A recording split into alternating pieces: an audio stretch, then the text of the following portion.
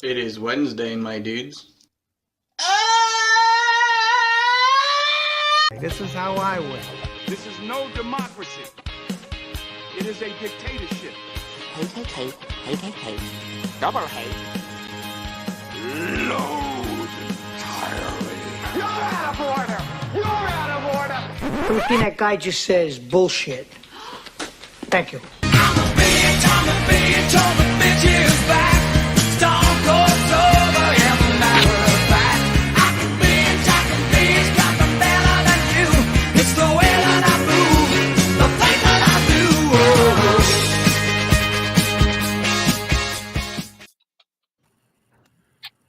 It's Wednesday, my dude.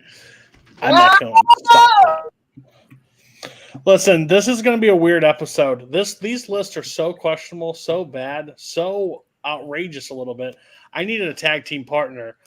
I'm bringing in Kurt Kulikowski. This is the first ever double team. Oh, God, I'm going to die! Unprecedented. So, yes, I said, so there's a few things up front that I want to address. YLS has been a really fun time of doing it. And no, I'm not killing the show. The show will continue. But the team, Kirk, me, and Koho, have had conversations behind the scenes. It's kind of outgrown what it used to become. Of a list show, we've run out of some topics. Movies don't work the same way. Stuff like that. It's been interchanged. So, the show itself's not going away. But we're going to change up the format when we feel like it's better for the format. So a few things like that. Number one, normal list show will happen when it makes sense, when we want to do it, when we think it's right. It will probably be the majority of the shows. The bracket will come back for fun topics to break things down, to go through that stuff. That will be the fun part of it. The next one, I understand if I lose some people or some people get offended or some people get upset, and I am okay with that. I'm going to be very honest on my soapbox here tonight. We're not all friends in this community that we work in. It just isn't the case. Some I get along with better. I get along with people better than others. Some people don't like me, and that's understandable.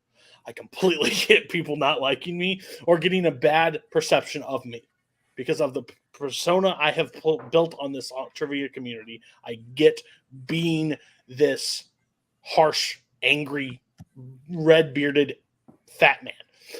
And I'm cool with that. That's the perception I've built, and I'm okay with living it.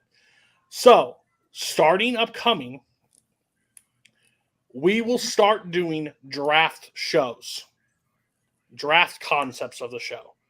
I understand there was another channel that did them, but to peel back the curtain, Tony Heald and me are not friends. We're just not. He doesn't like me. I'm just not the biggest fan of him. And I don't really have a problem with him. But I've been blocked. We've just not talked. I'm okay with that. He's never going to appear on YLS. I would have never appeared on Feature Presentation. That's it. So, Barstool Chicago happens every Monday. They do a snake draft. I love a snake draft. I do fantasy football religiously. I would do 45 drafts if I could just to draft.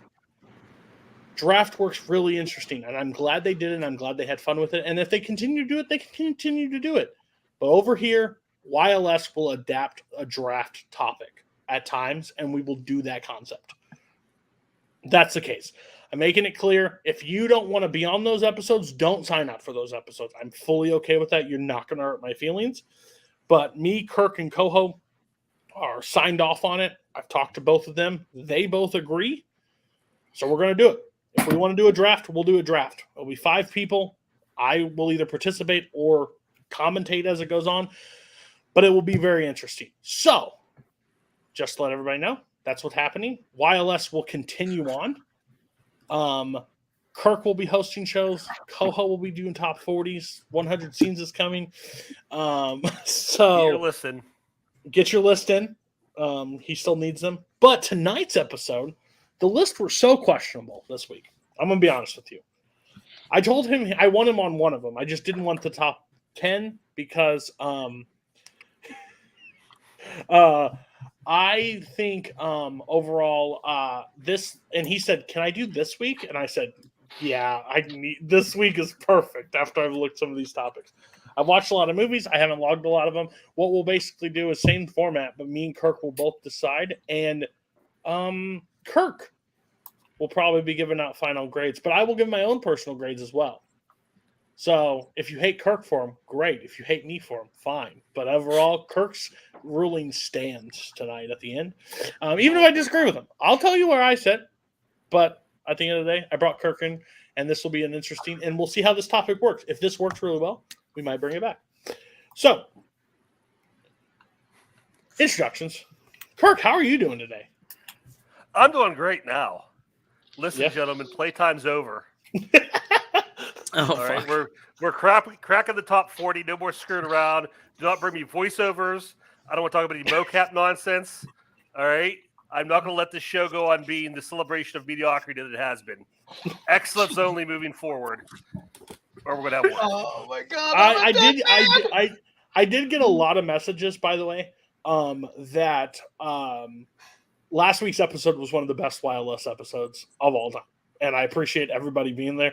Jack, you definitely sealed your spot in one of the best moments of all time of trying to bury Koho the entire time and then having buried on your list. It was crazy. Immediately going, oh, I thought I had more time. Bar saying he was going to come. It was a great time overall. We'll see what happens this week. First up. That was a mistake! First up. What? Hi. How we doing? Last week, Kirk put in a comment that you lost all credibility because you had Godfather at 48 and then you had the voice of a phone at, I think, 43? We all make mistakes. I feel like last week is the beginning of where my placement will normally be, which is now I've been running rampant in the second and first place positions. I think now I get to finally sit in that spot that people predicted me at third place for the rest of the show, because a lot of the Koho takes are going to start coming out more in full force. I think my list this week is one of the more reasonable stretches in the final top 40. So we'll see how I do. But just a little bit of information. Yeah, I don't think it'll be over 3. I'll cut people off pretty quick. Also, starting next week, we'll trade the pieces. So everybody will do their 30, their 29, their 28. Like, we'll do it that way and start moving forward. So just to let you know when that changes. Bar, I don't know where you finished last week. I have no clue. First, you won. Oh, you won last week. I thought you got second. Oh, you did win. You deservedly won. I forgot that. Boatman was completely dumb. So how do you think you're going to do tonight? And I love that you're talking and I'm not the one muted. Yeah. It's a great time. Yeah, that's fair. Yeah, thank you for I appreciate that, Cody. That's very nice of you. And Brutus over there can just stay over there. So I think that this week this week I'm probably in danger, honestly. I think I have a good list. And I stand by it, but I think other people are going to think that they're in the wrong order. That's fair. What up, Brutus? What up, Boatman? How you doing tonight? Should have burned this place down when I had a chance.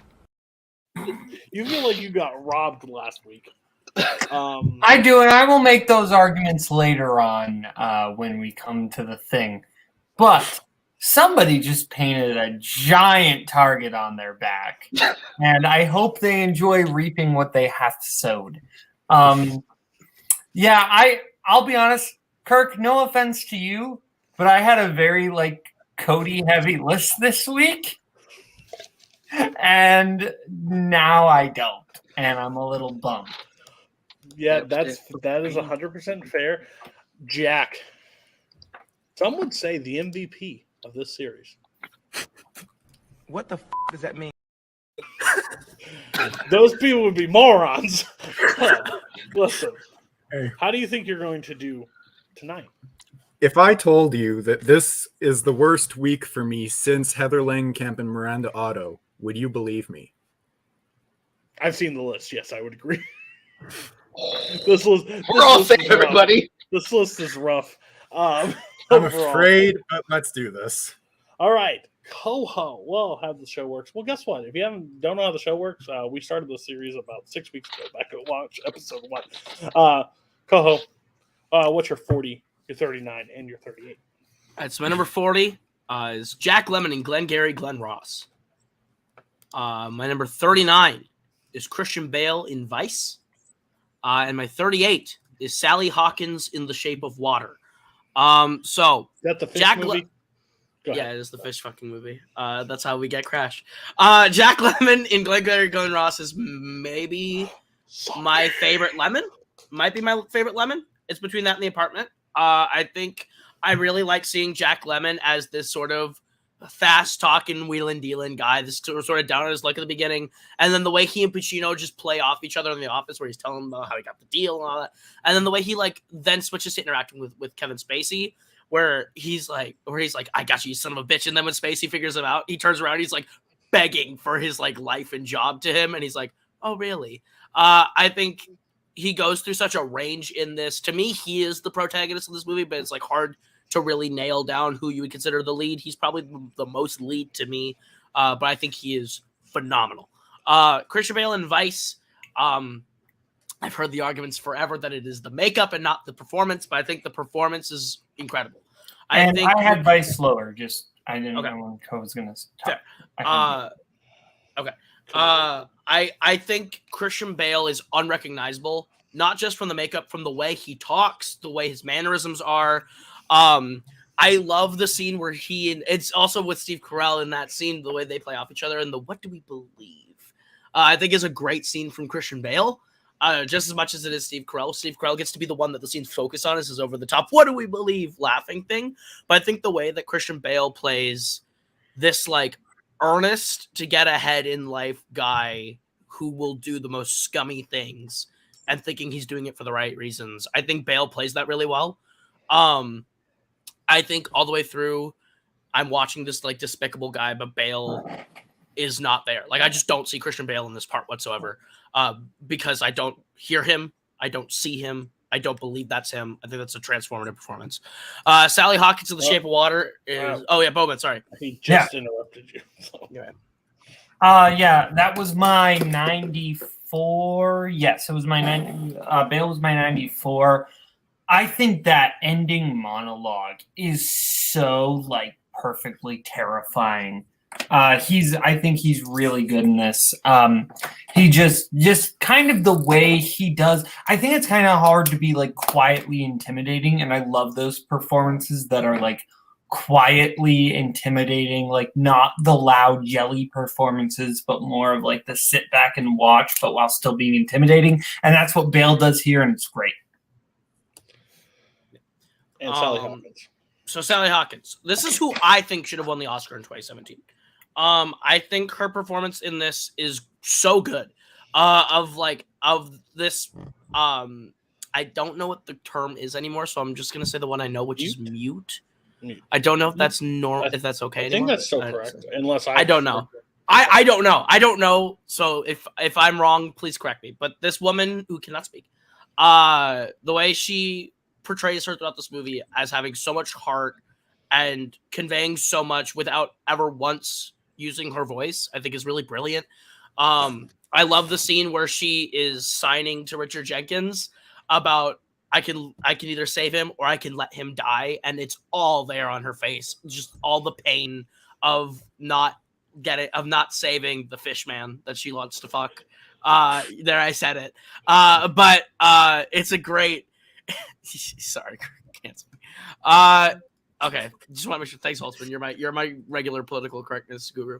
But yeah, I think this performance is terrific. I feel every ounce of her pain throughout this entire movie, and all of her joy and emotion. I love everything about this performance, especially when she's talking to Michael Shannon and he keeps looking at Octavia Spencer like, what is she saying? And she's like saying the most disgusting shit to him, and she's just like, she says thank you. It's like a great moment. Also, fucking love Sally Hawkins in this movie. Okay. So me and Kirk will kind of trade. I'll go first, and then I'll let him follow up after mine. So don't delete them right now. Jack Lemmon and Glengarry Glen Ross. It's the best performance in this movie. I still stand by that. I could say that Alec Baldwin in that one scene is great, but Jack Lemmon is playing a character that's just not Jack Lemmon. Like what he's been, like he's frantic. He does the frantic, but he's kind of ruthless in this movie. What he's doing and how hungry he is, and how kind of like the old guy in a workplace, like needing, like trying to compete with the younger guys and trying to show what he owes. I think he's just absolutely incredible.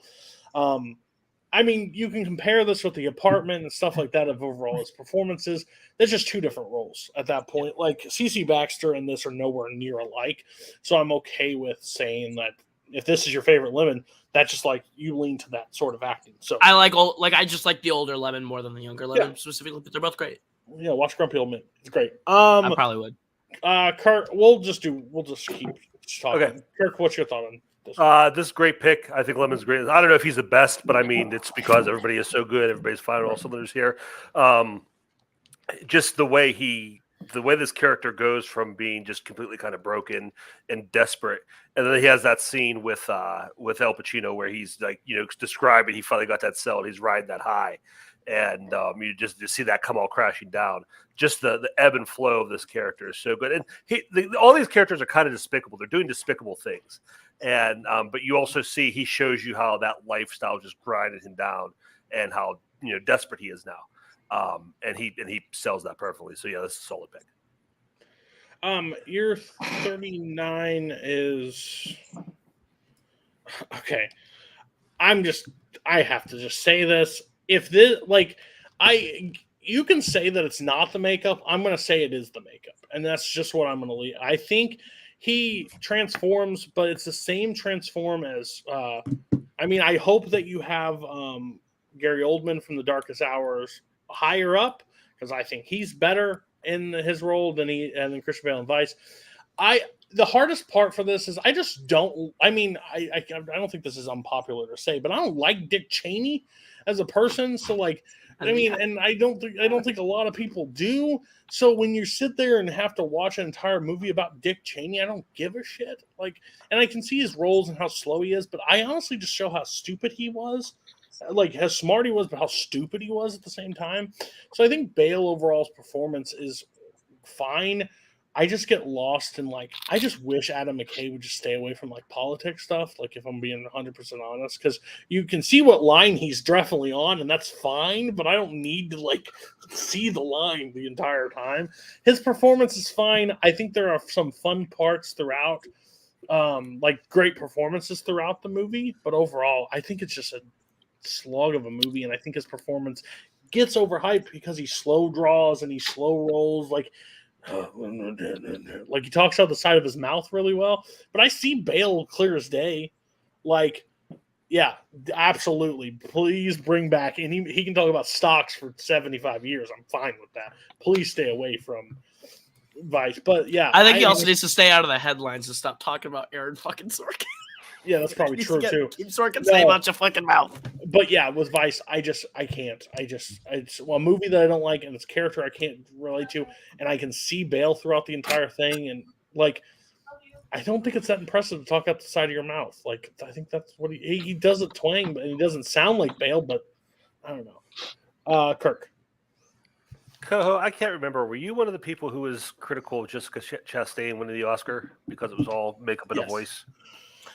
No, I was not the people who did not criticize her for that. I criticized her because I thought there were other people who were better than her in the category. Okay, all right. Well, that's good. That's good because at least you're not a hypocrite. Yeah. I do think that. Belle's not terrible in this. It's not like a joke performance, but I do think a lot of it is the makeup. It is the whatever, And I think the whole thing with him transforming his voice, that's something he does every movie. That's like a game he plays with himself. So I don't think that's spectacular here. And the whole thing with Dick Cheney, it's obviously McKay hates Dick Cheney. The movie hates Dick Cheney, which is fine, but it doesn't give the character a whole lot of opportunity for nuance, and it makes him more of a caricature than an actual character. So. Even W in the movie is a character of himself of being, and I get that, but it's just I hit it. You hate the fucker. Why'd you make the movie? It's a serious SNL skit. But I will say, I think Boat's in the correct space. You're not. I think 90s makes more sense. 30s make no sense. And Sally Hawkins, Shape of Water. I won't. Frances McDormand. I'm just throwing it out there. Francis McDormand. So I know you like this movie more than most people, but I like this movie not because of performances. Like I think they're good performances too. I think Richard Jenkins is good. I think they all play good. They're good pieces. But his world that he builds in this is like insane. And I'm normally not a guy that like gives you credit for like the world you build because I need the actors to do it. But the world that they get to play in makes that world. I think Michael Shannon is insane in this movie. He's great. Like I think he's a great one. I think Sally Hawkins is doing a lot with a little. So that's why I think it ranks. But this is another one. 80s, 90s for me would have made a little bit more sense. 38 over Al Pacino and The Godfather. That's gonna be your linchpin that I have to just keep going. You had it high, but it's the one I have to keep going back to. Okay, Kirk, thoughts? Yeah, and I'm saying pretty much as you. I think it's a good performance. I don't have anything negative to say about it, but 38 is super high for this one. Oh, I wonder who put Rockwell as great advice. Shocking. Actually, it wasn't actually Boatman. That was not me. Legitimately, that was not me. I came to Boatman and Rockwell's defense on that one. Identity theft is not a joke, Jim. You know what? You got me. Thousands of people suffer from it every year. Okay. All right, Bar. Okay. So, my number 40 is Sterling Hayden in The Asphalt Jungle. My number 39 is Sean Connery in The Untouchables. And my number 38 is Al Pacino in And Justice for All. Yikes. Okay. Sterling Hayden, The Asphalt Jungle. I kind of wanted to decide between this and The Killing for Sterling Hayden, and I like him better in The Asphalt Jungle. Especially towards the end when he's racing towards the horse farm, and just like the look on his face the moment he gets there is just such a pure moment.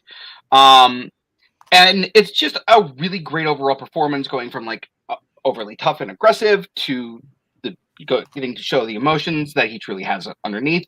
And it's a fantastic performance. It's for fun. Jesus Christ, have fun. Number 39, Sean Connery. This is just one of those performances that I'm kind of just glued in on Connery. Sure, he's not doing a Chicago accent. Fine, whatever. But he's just so good in this. Just like the scene where they break into his house and he immediately has the gun on the guy. Just the cold look he has on his face, like that I caught you, motherfucker moment. It's just such a great moment that I just it gets me pumped. And it's just one of those moments. He has such control of every scene that he's in. It's just really fantastic. And then my number 38 was skipped. I'll let Kirk start. Yeah, Sterling Hayden is great in Asphalt Jungle. He just played these like doomed criminal characters so well. He just everything about him, his voice, his stature, his physicality, his mannerisms, just fits so into that. Just that hard luck, like trying to make it, but you just know he's not going to. And he does that so great. So yeah, I'm a big Sterling Hayden fan. The more of his movies I watch, the more I really just love watching him. He's great in this. So I watched this movie for the first time this week. I didn't love it as much as I thought I would. I enjoyed it overall.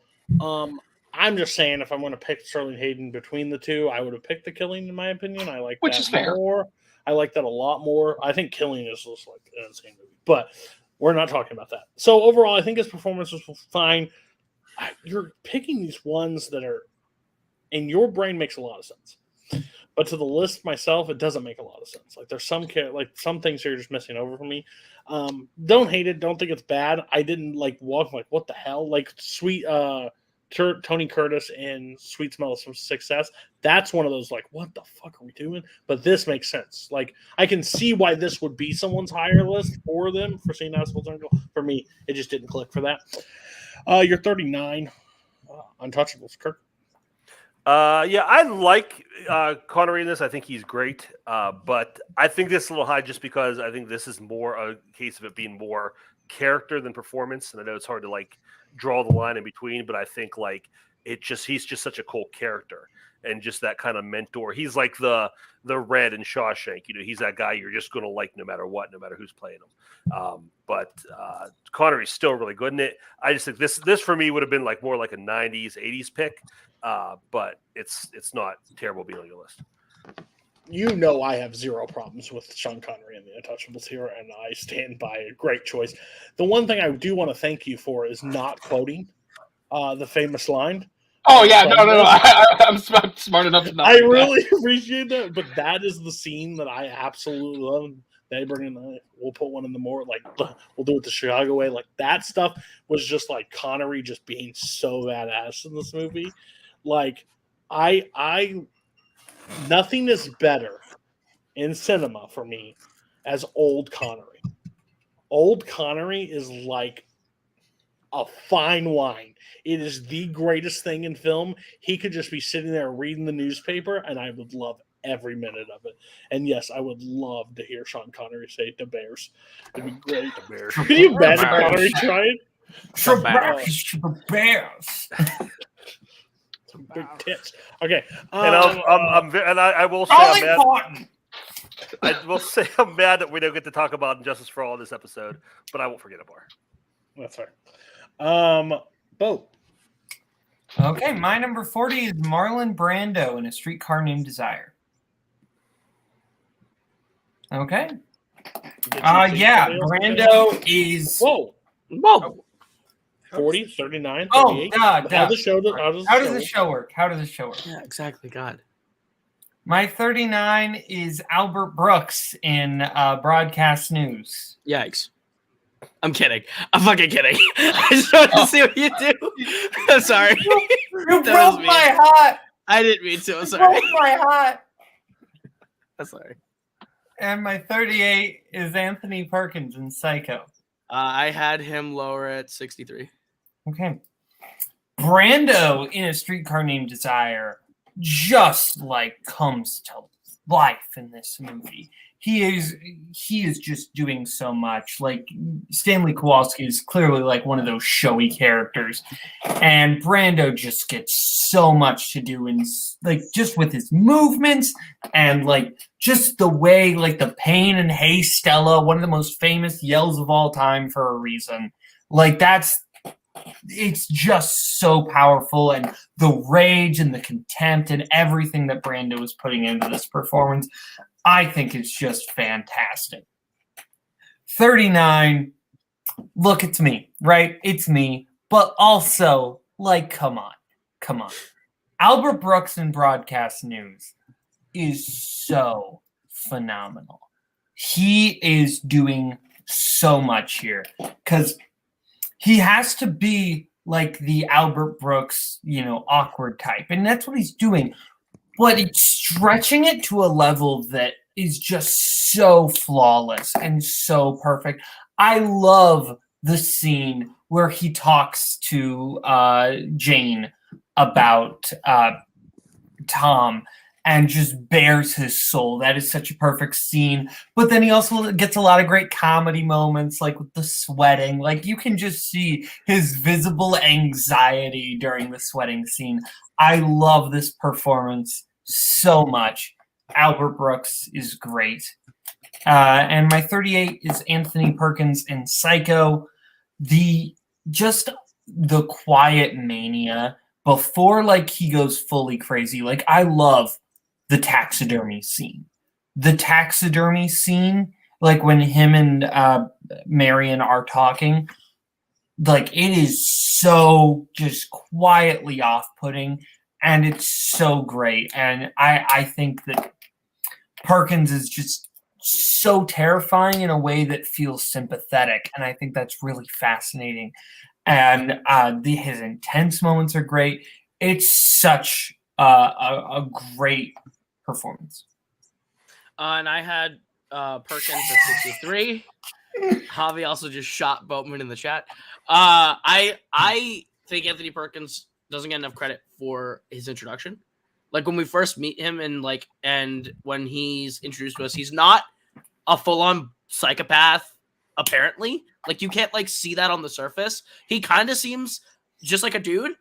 And like, I think that's a really kind of nice, like he's clear, there's something off about him, but you don't know what it is. And like, you kind of just seem like, oh, maybe he's just like, doesn't get people often. So he's just like an awkward guy.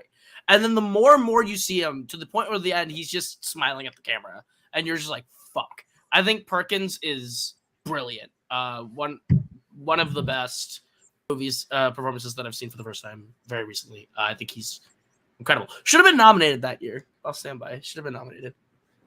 Yeah.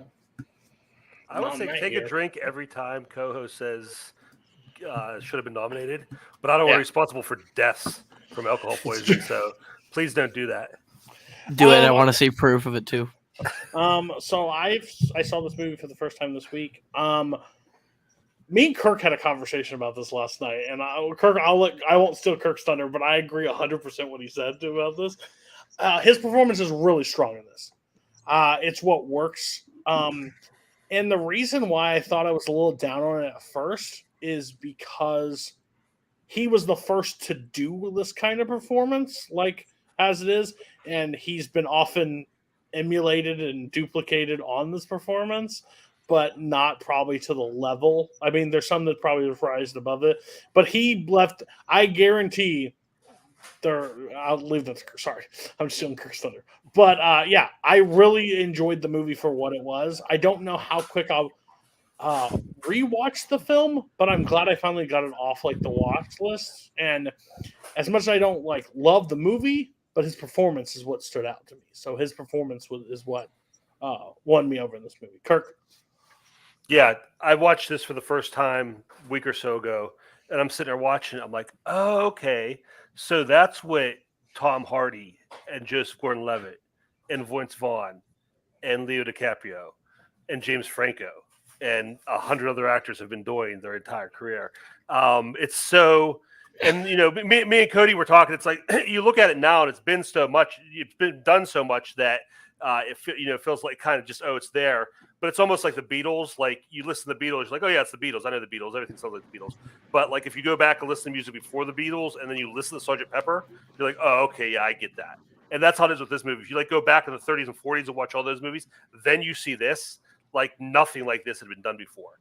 Just like the realism and the nuance and just the layers of this character, just like, you're saying like his rage, but also like his sense of humor and his like affection and things like that. Like there's so much going on here that I understand why it's so, influential and why so many people have imitated it.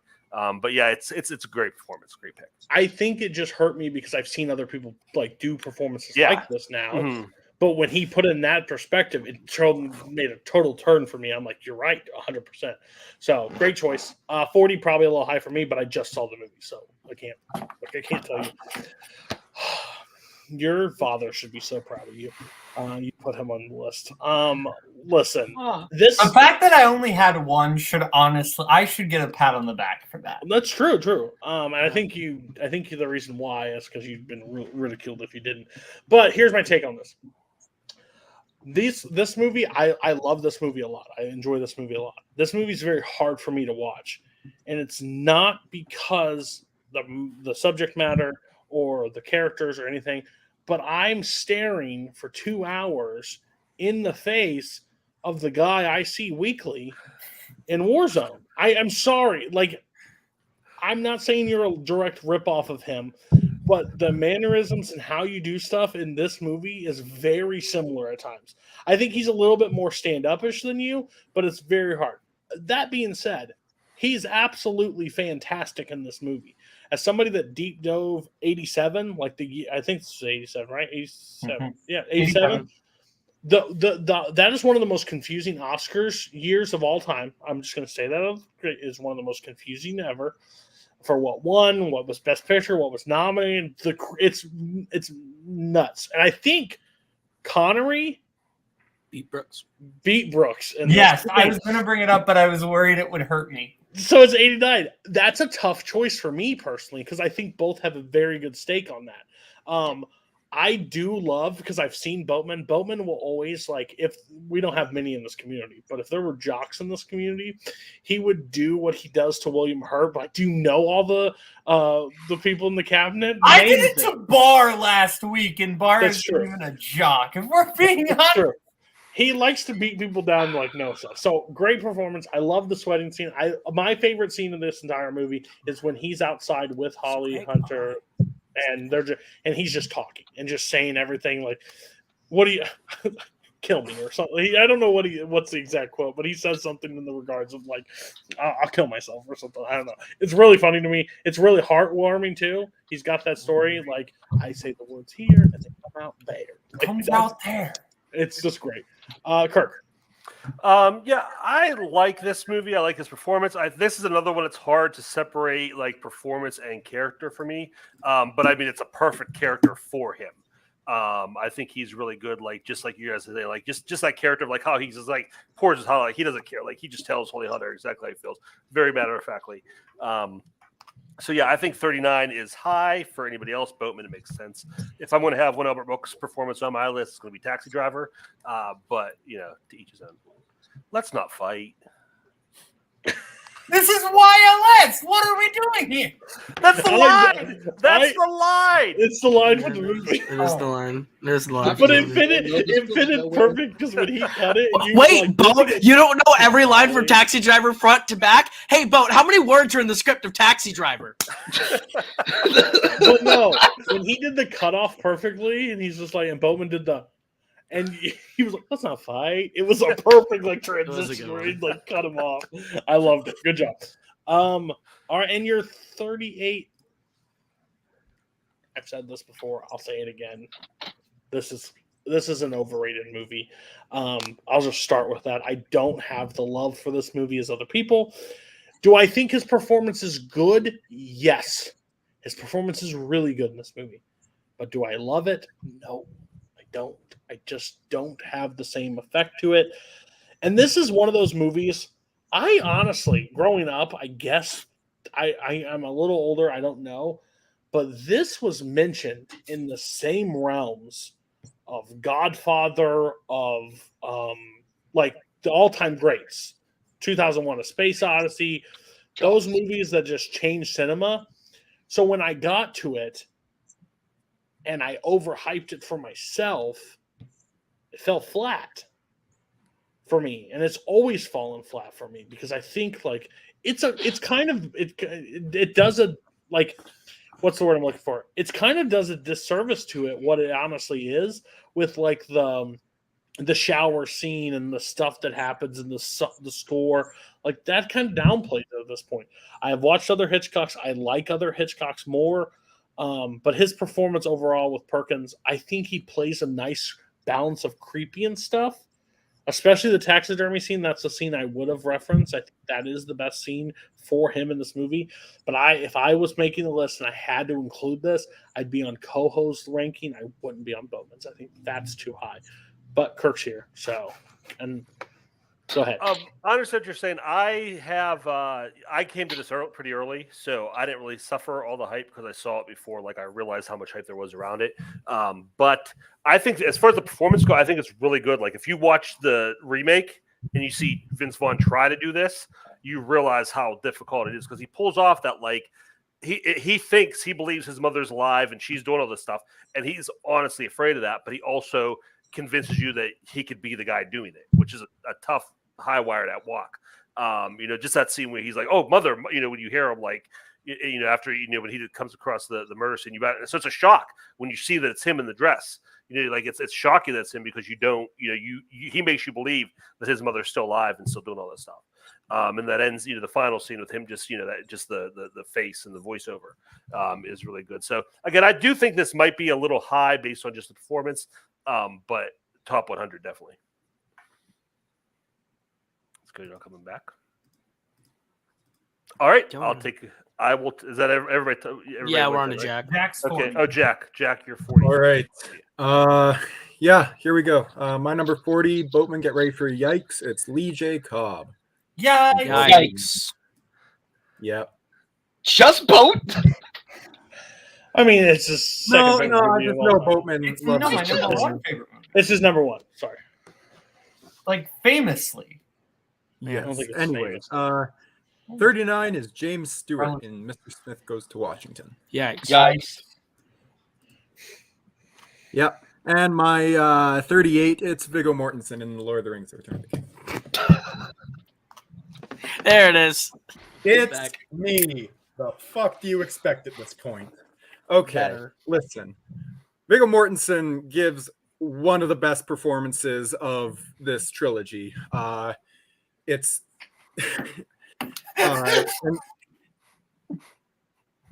okay. He gives one of the best performances of this trilogy. From the person that doesn't want from where he is in the first one of doesn't want anything to do with the Throne of Gondor, anything at all, to him finally accepting his role as the king and the king of Gondor, and just his performance is great in all the little quiet moments with him. Every scene between him and Eowyn is great and heartbreaking. He is incredible in the Dead City. I can't remember the mountains where the Army of the Dead is. That whole scene, he's great. He's front and center there, and he's fantastic. But the moment that really gets me every time is his speech at the Black Gate before the armies of Rohan and Gondor charge into battle against the armies of Mordor. His speech is absolutely perfect. That scene is incredible, and it's his best. This is the film where he's at his absolute best in the franchise, in the trilogy. I love him to death, and he's one of the biggest reasons why I keep coming back to it over and over and over again. I could watch this forever. It's incredible. So Viggo Mortensen is kind of on my up list right now because I think he just said something about the car fucking movie and said it didn't deserve to win. It's something that was miles better. I don't know what the movie was, but I agree with him. It could have literally been Son of the Mask, and I would have said, yeah, you're probably right.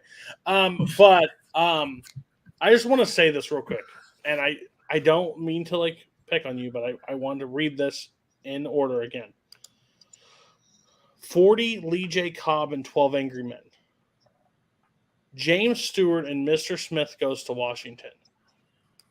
And then you decide to take a loaded handgun and put it in your hand and blow your brains out and put Viggo Mortensen from Lord of the Rings Return of the King higher than those two. We all know it's you. We all understand it's you.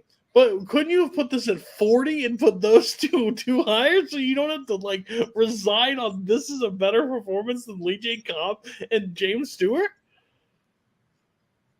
I never said it was better. I told you at the beginning of this list that this is my favorites. If this was a best of list, this would look different. I'll say that much. Would it? I don't think it would. I think it would be worse. Okay, here's my thing. Here's my thing. This performance, you said the Black Gate again, the whatever the mountain with the dead thing. You need to know that for trivia, so remember what that is. But what I will stand by is you bow to no man, right? Is that the Black Gate? No, that's. Then you didn't even say the best line in the entire movie from this man. He doesn't say anything. He kicks a helmet in the first movie. He's a great warrior, but how the hell is he on this list? I understand. I don't think he does anything crazy to me that makes me absolutely love his performance in it.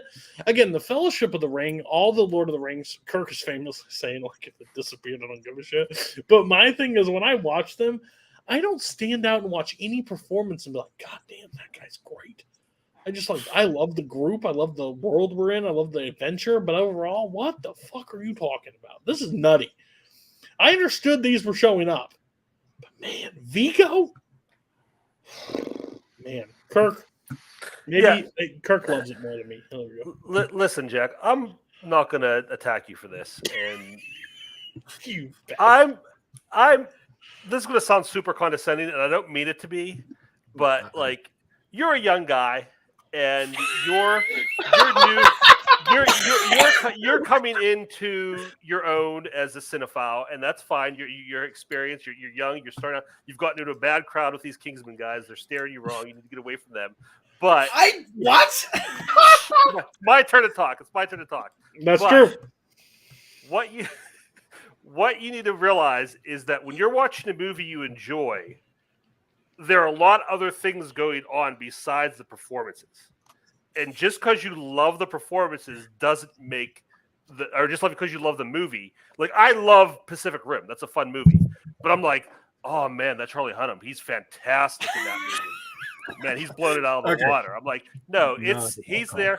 Viggo is here. He does a serviceable job, but again, it's another situation where you throw another actor in here. It's the same writing, it's the same characters, it's the same adventure, it's the same special effects. You're probably going to come out with the same feeling about it. So I don't think Viggo is doing anything here that deserves to be able to, let alone at 30. Yeah. Nick Cage was going to be Aragorn. I think that's a very different performance. I think it would have been better, honestly.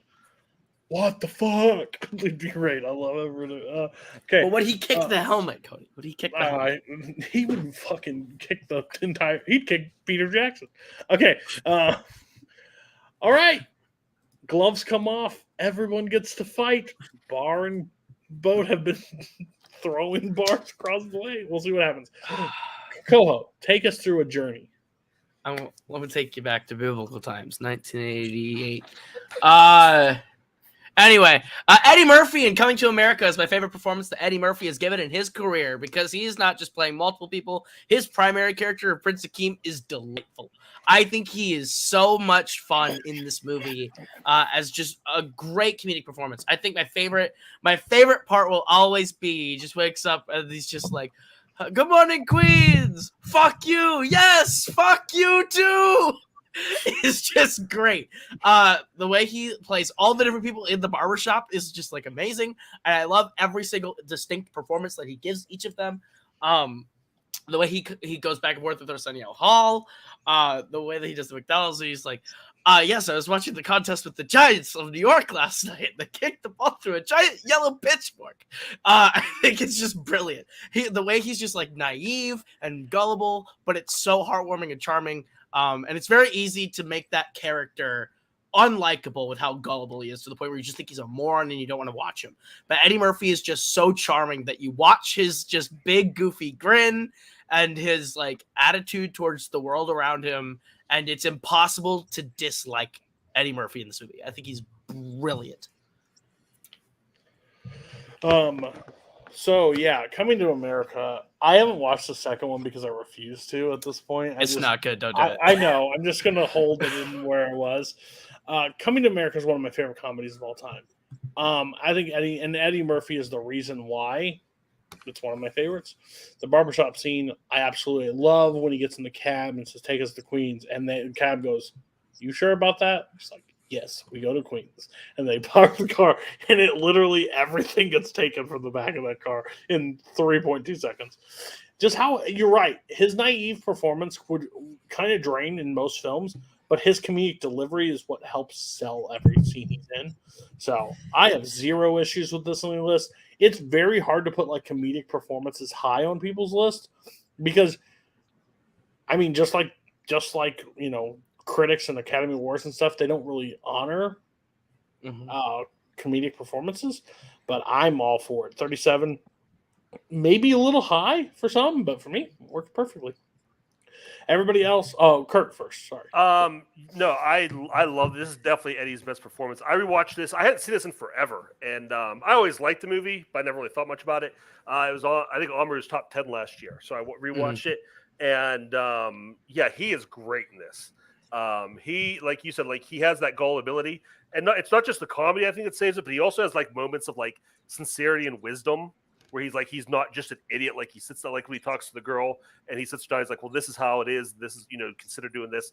Like he has like a lot of intelligent, like basic intelligent things to say. He's not just a big dummy wandering around, even though the moments of gullibility are a lot of fun. But he plays it so sincere. And for an R-rated comedy, it's such a wholesome character. Like you just really love him. Like you just want to hug him. And the rest of the characters he plays are so great. Like, each of the, like you said, the guys in the barbershop, the way he builds the community around him with just those few characters that he plays, like when they're at the the assembly and the guys from the barbershop are there just goofing around. Like those moments are great. So yeah, he's fantastic. So I have no problem with this on your list. Everybody else. Yeah, Kirk hadn't seen this in forever. I haven't seen this ever. Of course. Aha! So yeah, honestly, Eddie Murphy was on my short list. He kind of got cut at the last second for me. So this is a great pick. Yeah, I think that Murphy, like you say, there's such like a level of naivete to this character that I think makes it work so well.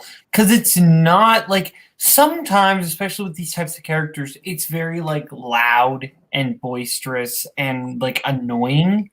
And it's just very much like the voice is the character, like the voice is the joke. And like that's kind of all it is. Whereas it all just is there to enhance the character, and the comedy really comes from just this. Like Akeem is, for all his faults, a nice guy. Akeem's like a really positive, nice guy, and I think that's what makes it work. Right? It's not kind of like the Will Ferrell yelling loudly man-child. It's a more intelligent type of naivete that really works. I would have nominated Eddie Murphy for the Oscar that year personally. Okay. What's your next one? My 36 I've been yikesing it up. I think I have it the highest. I think this is where it stops. Gloria Swanson, Sunset Boulevard. I had this last week. I had this like 2 weeks ago. And Jack, did you have this? I haven't seen this since high school. That's fair. Okay, so I think she is far and away the best thing about Sunset Boulevard. I love Sunset Boulevard so much, but I think this performance is so powerful. I think the way Gloria Swanson carries herself in this movie, it's like a very meta performance for her to have. I say this as an unintelligent, classic, naive swine. I have been told that this is a very better role for her to play. But what I find that I love most about it is her commitment to the insanity of the character. That this person is just delusional. And I think that comes down, obviously, at the end with the "I'm ready for my close-up." I think, obviously, that's like one of the most iconic moments in movie history. But I think that she is... she's so scary, but not at the outset. When you first meet her, she's very warm and sort of like not necessarily like loving, but a character that you're like not threatened by yet. You don't think that you think that she might not have it all together, but you don't think she's going to shoot you. And the more and more William Holden stays with her, the more and more terrified you become for William Holden. And when he gets involved with Nancy Olsen, the more terrified, because you know that Gloria Swanson's unhinged. And I think that this performance is towering. Norma Desmond is one of the best film characters of all time, and that's because of Gloria Swanson's performance. Yeah. So I believe I had this at number 47. Gloria Swanson, the fact that she and another person lost the Oscar this year are kind of crazy. Because she is playing like just over the top enough. Like that theatricality that's just like built into her bones is always there. And I think that's what puts you on ease when you first meet her. And then you see the wall start to crumble down the further and further you get into the movie. First, it's just like a few chips, and then it's just like bricks completely just falling apart. And I think that slow build over the course of time is just so expertly done. Yeah, she's incredible in this. Oh, yeah, I had this. Sorry. I had this at 51. Swanson, yeah, I won't talk very long. Swanson's like terrifying and crazy and great, but also like has those softer moments. It's fantastic. They basically said all I need to say. Yeah, Gloria Swanson is one of those characters that I absolutely love. Some days she's over the top, kind of the point of the character overall. I think she's overall just steals every scene she's in. I love when she's already crazy at the beginning, but she's very subdued crazy, and then it slowly starts chipping away at her because she kind of thinks she's getting a role. She's like getting back into the limelight, but it's not happening. Every character just adds to the craziness for her, which is like great. I think the butler and her have just great overall like descent into madness. I just always love the line where like it's the picture's gotten small, like like there's like she's this larger than life, and that walk down the stairs like at the end and just seeing like how what we see and what she's really seeing is kind of just nuts to me. I love Sunset Boulevard. I think Sunset Boulevard is one of the best Billy Wilder movies. I think it's one of the best movies out there that's ever been made. The voiceover and everybody complains about that. I think that adds to this, and I think it adds to her performance and tells us everything we need to know about Swanson without beating over our head of seeing a scene about that. Kirk. The movie's in my top 10. I love this movie, and she's great. Like everybody said, and 9 times out of 10 you watch performance like this, you're like, well, this is way too over the top. But it makes sense for her, and she nails it. Like Koho said, she's almost she's playing like a version of herself, like a dark version of herself. And you think about she's been there alone, all this time, like she's finally getting attention. And she starts, when you first see her, she's crazy, but she's kind of like funny, just like quirky, famous person crazy. And, she's got a pet monkey she's buried, and you're like, and that's how Holden sees her. And you're like kind of on that journey with him. And you're watching those layers slowly pull away. And that scene when they're in the theater watching her movie, great for so many reasons, but just watching her watch that and like, so the desperation for her she has to hold on to that. And you just get those little hints throughout of what's going to happen. And she just drops those in there so subtly. It's a fantastic performance. Okay. Go ahead. Next one. I need to address the audience for one moment. A couple weeks ago, I was accused of obfuscating of being a politician in order to win certain weeks by one Adelaide Spence and not actually say my opinions.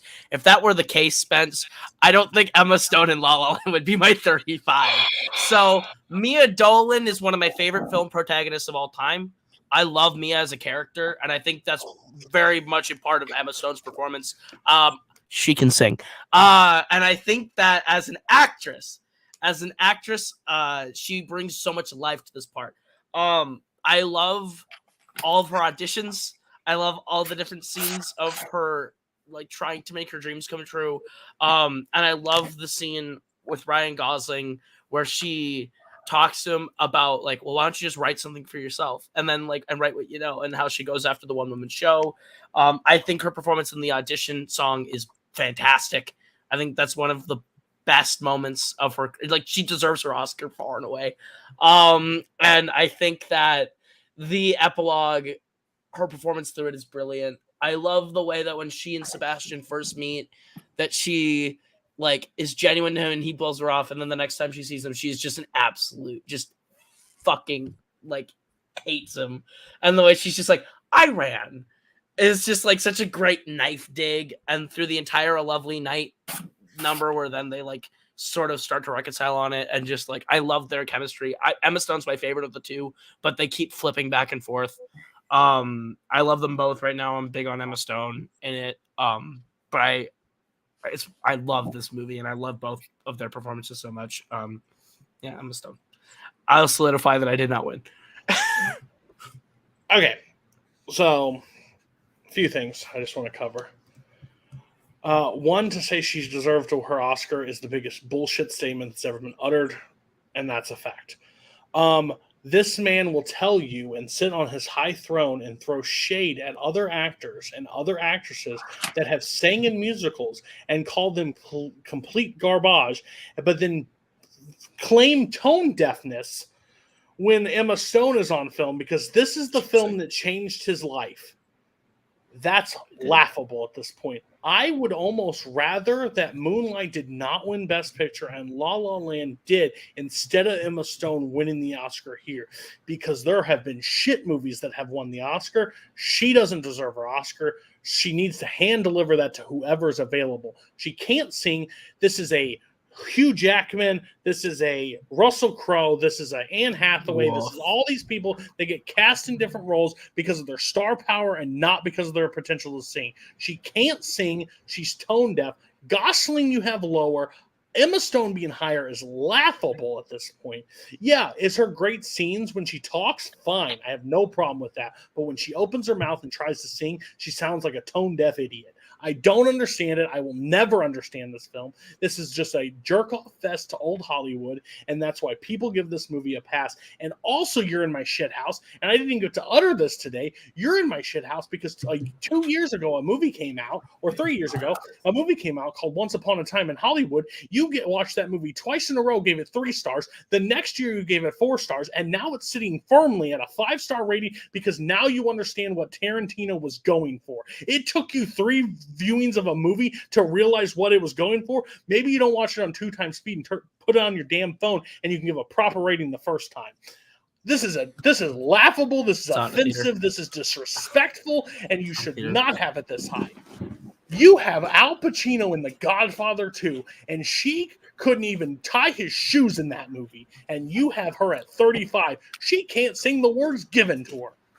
You're giving it by the dance scene outside the Hollywood sign, not by her performance alone. I stand by it. But how do you really feel? Yeah, I should have went first on this one. I don't necessarily disagree with anything Cody said. I'm not as passionate about it. I think she's all right. I'm going to give you the same piece I gave Jack just because you enjoy the movie. There's a lot of other things going on. It doesn't mean she's given the 35th best performance of all time. A lot of movies, a lot of performances. 35 is high. Very high for this. She deserves it. And I think, you love the movie. That's great. But there's a lot in this movie that you could love more than this. Is it to us now? Yeah. Yeah, he's already dead, so. Yeah, okay. Really, here's the thing. With a lot of, quote unquote, bad singing performances, pretty much unless it's like Russell Crowe levels of bad, I don't know what bad singing sounds like. I don't know. I'm not saying that. I'm saying my ears just don't recognize it. That's not a problem with anybody else. I'm saying I don't realize what it people will point out bad singing and you could tell me the technicals and I would be like, sure, I agree with you. There's a point where I can tell you something that is incredible singing, but pretty much like this range of to good, I can't really tell you the difference of that, to be honest. So that's why I don't have the problem with Emma Stone that everyone else does. Cody, I'm curious, who do you give it to that year for actress, since you said she didn't deserve it? I don't know. This guy's he's a big Meryl Streep and Florence Foster Jenkins fan. He's big on that movie. I'm okay with that, actually. Let's give it to her. I'll have to look it up. I'll give it back after everybody talks. That's fair. That's fair. The one thing I want to push back on that Cody said, Cody lumped Anne Hathaway in there. Thank you. Can we give Anne Hathaway and Les Mis some credit? I think no, because Cody's right about that one. No. Are you serious? Cody's right about that one. Oh my god. Les Miserables is all miscast and no one can sing except Samantha Barnes. To be fair, I was lumping in Les Mis. She is by far the fine. Sacha Baron Cohen. Fine. Okay. I'll switch her out. Sacha Baron Cohen. That's fair. That's fine. I wasn't upset about this until you said Anne Hathaway wasn't as good as Emma Stone in Les Mis. That's crazy. Comparable. So I like this performance. It's just not one that ran across my mind making this list. Overall, I think the nominees for that year are absolute garbage, to be honest, the movies I have seen. But I think there's a missing. I think is Amy Adams in Arrival. Amy Adams in Arrival, and if you've seen 20th Century Women, Annette Bening was not nominated. But I'll be honest with you, I would give the 4 people the nod over her. That's just my take. I would give fine. Meryl Streep can have her 4th one. I'm fine with that. All right, what's your next one, Koho? I'm not trying to crawl out of the coffin, Holtzman. I live here. Jack hasn't gone. Oh, I'll keep this brief. You want to die tonight too? I'll keep this brief. He's Emma already Stone is fine in this. She shouldn't have won. Amy Adams wasn't nominated, and that's a crime.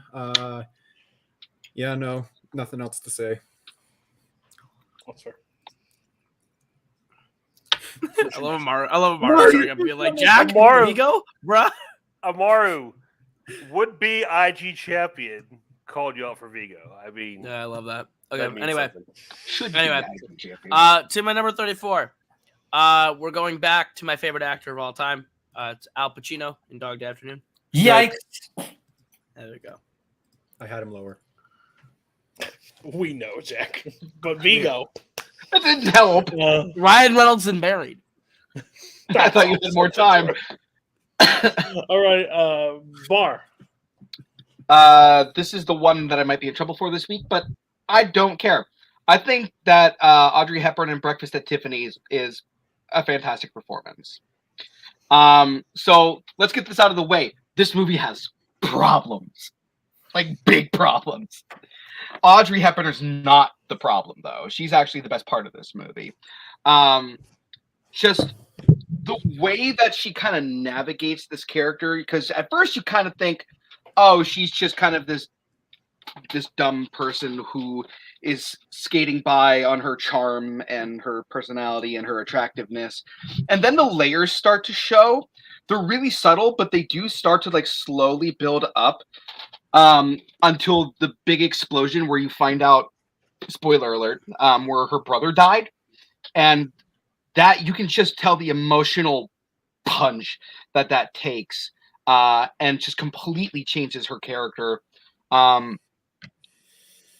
It's just like a really good, solid performance that it's captivating.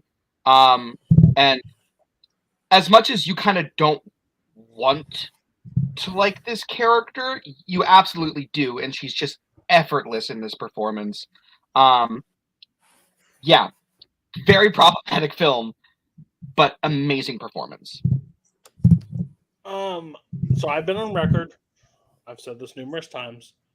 Audrey Hepburn is very overrated as an actress. I don't understand the love. I don't understand I understand probably back then the star power, but I don't understand it now. This is literally a typical movie that I just don't find enjoyable whatsoever, and I don't think her performance is anything what it is. I think this movie has like more of a hold on Hollywood, the song, like What About Breakfast at Tiffany's, that part growing up. I was like, hey. I don't understand why that song's become more iconic than the song that's actually from this goddamn movie. Because it should be, Bar. That's fair. Exactly. Our national heroes and should be treated as such. That's fair. But overall, I thought this performance was very like off. I don't love it. I would put her and Roman Holiday higher than this. That's just my take. You had her both, and you put this higher. This is probably her. I don't know like what her top movie is, but I would consider Breakfast at Tiffany's like in the same like realm of Bring Up. But I've seen her in a couple things now. What's that dark movie? Wait Until Dark. Wait Until Dark. Roman Holiday, stuff like that I've seen her in. I like more.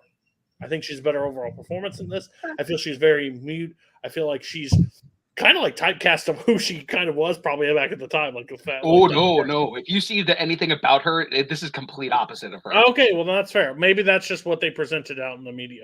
So that is what it is. I still stand by. I don't love this performance.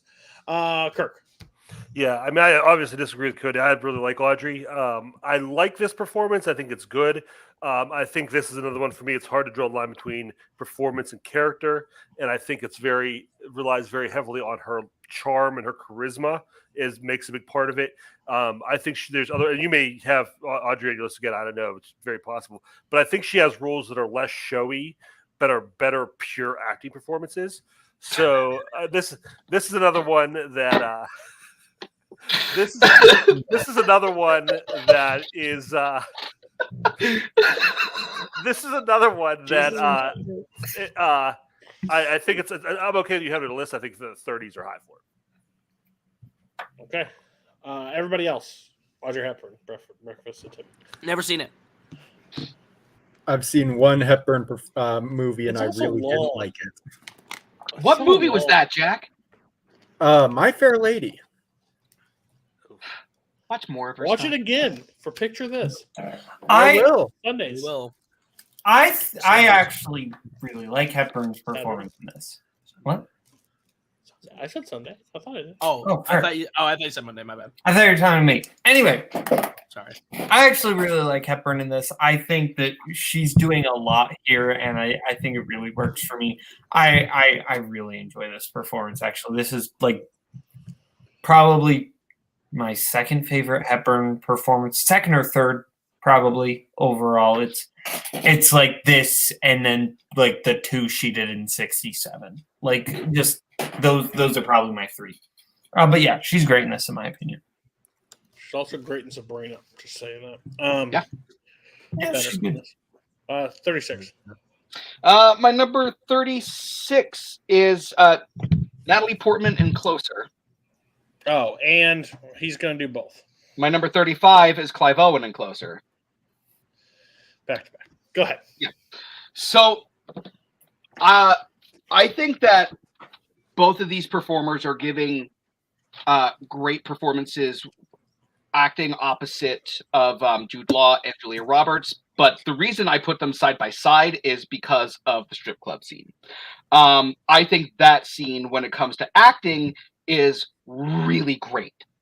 Mainly because Clive Owen's his like heartbreak and desperation are blending into this like really ugly cocktail that's really comes out in this moment. And Natalie Portman has such control in this scene. Like, she knows exactly how to manipulate him in this moment. And it's done with so much ease, but the tension still builds between the two of them, and their chemistry is amazing in that. But even outside of that scene, they're both great. Especially the scene where Clive Owens is in his doctor's office and he's talking to Jude Law's character, and it's just a disgusting, smarmy moment, but you totally understand why he's doing it. The two of them are absolutely fantastic, but that strip club scene is the reason they're this high and back to back. Bar. I'm so confused. I watched this today. I don't see it. I don't see it in either performance. I don't like this movie at all. I'll just get it out of the way. I don't like this movie at all. I read your review like halfway through the movie. I was like, maybe he'll tell me something that I'm missing. The strip club scene, I don't know how. I don't know why. I don't know how you see it so high as you do. I don't see it that high. I thought it was a fine performance. I think Clive Owen's like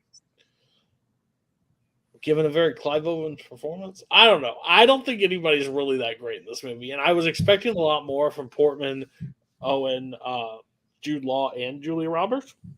I think they're all fine.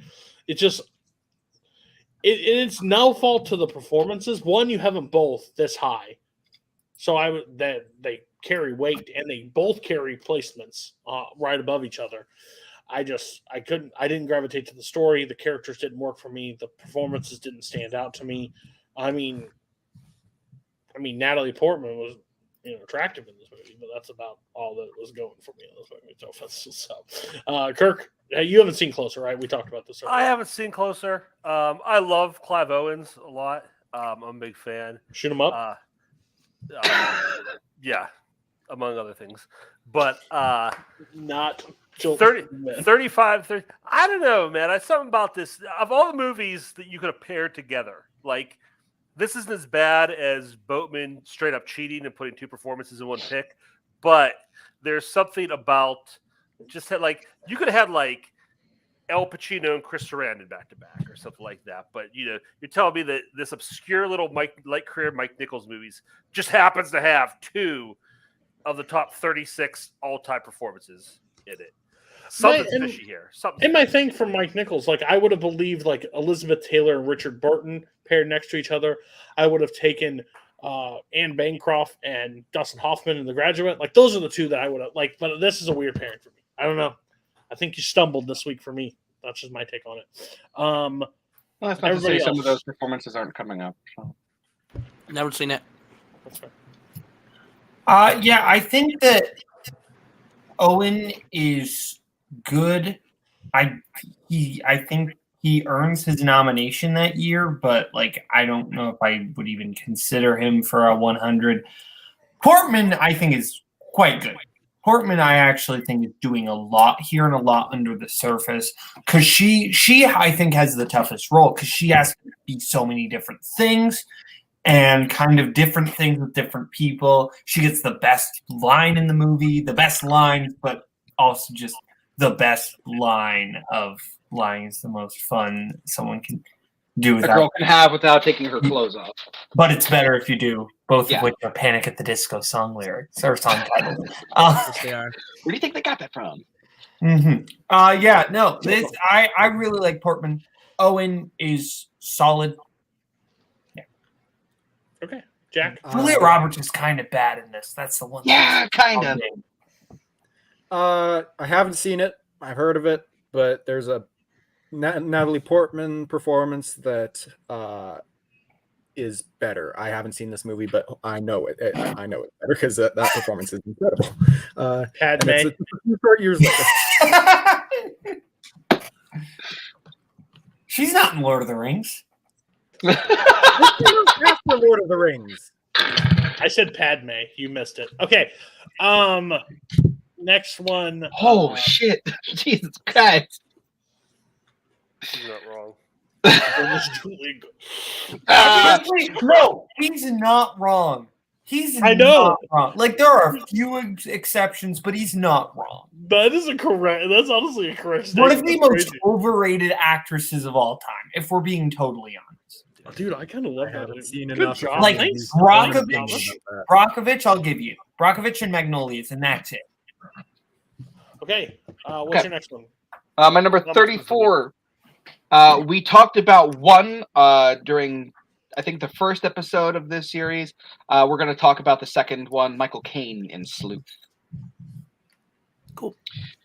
So I really like both performances in this movie, but Michael Caine is the one that stands out to me the most because he's doing this kind of like back and forth between completely in over his head and absolutely kind of taking control of the situation in a way that I don't want to spoil it, but he does something in the second half of this movie that it's completely different than the first half, like performance-wise. And that great balancing act and that control and that intimidating factor that he has at some points versus the completely helpless moments that he has in other points. It's just a great tightrope act that he does throughout this entire movie. And he's just absolutely captivating. Yeah, I love when people bring up like opposing roles in movies. Like, so I had this person, but I didn't have the other person. It's kind of like when you guys with Sweet Smell of Success. I agree with you. If I had to pick one, it's Michael Caine in this movie. I think Michael Caine is heavy lifting, like insane. One of the greatest performances I've seen. And I think the movie kind of switches for me. Not saying it's bad before this, but when it does do the switch and it Caine's them, it takes a whole different level. I'm like, okay, Boatman's pretty high on this movie.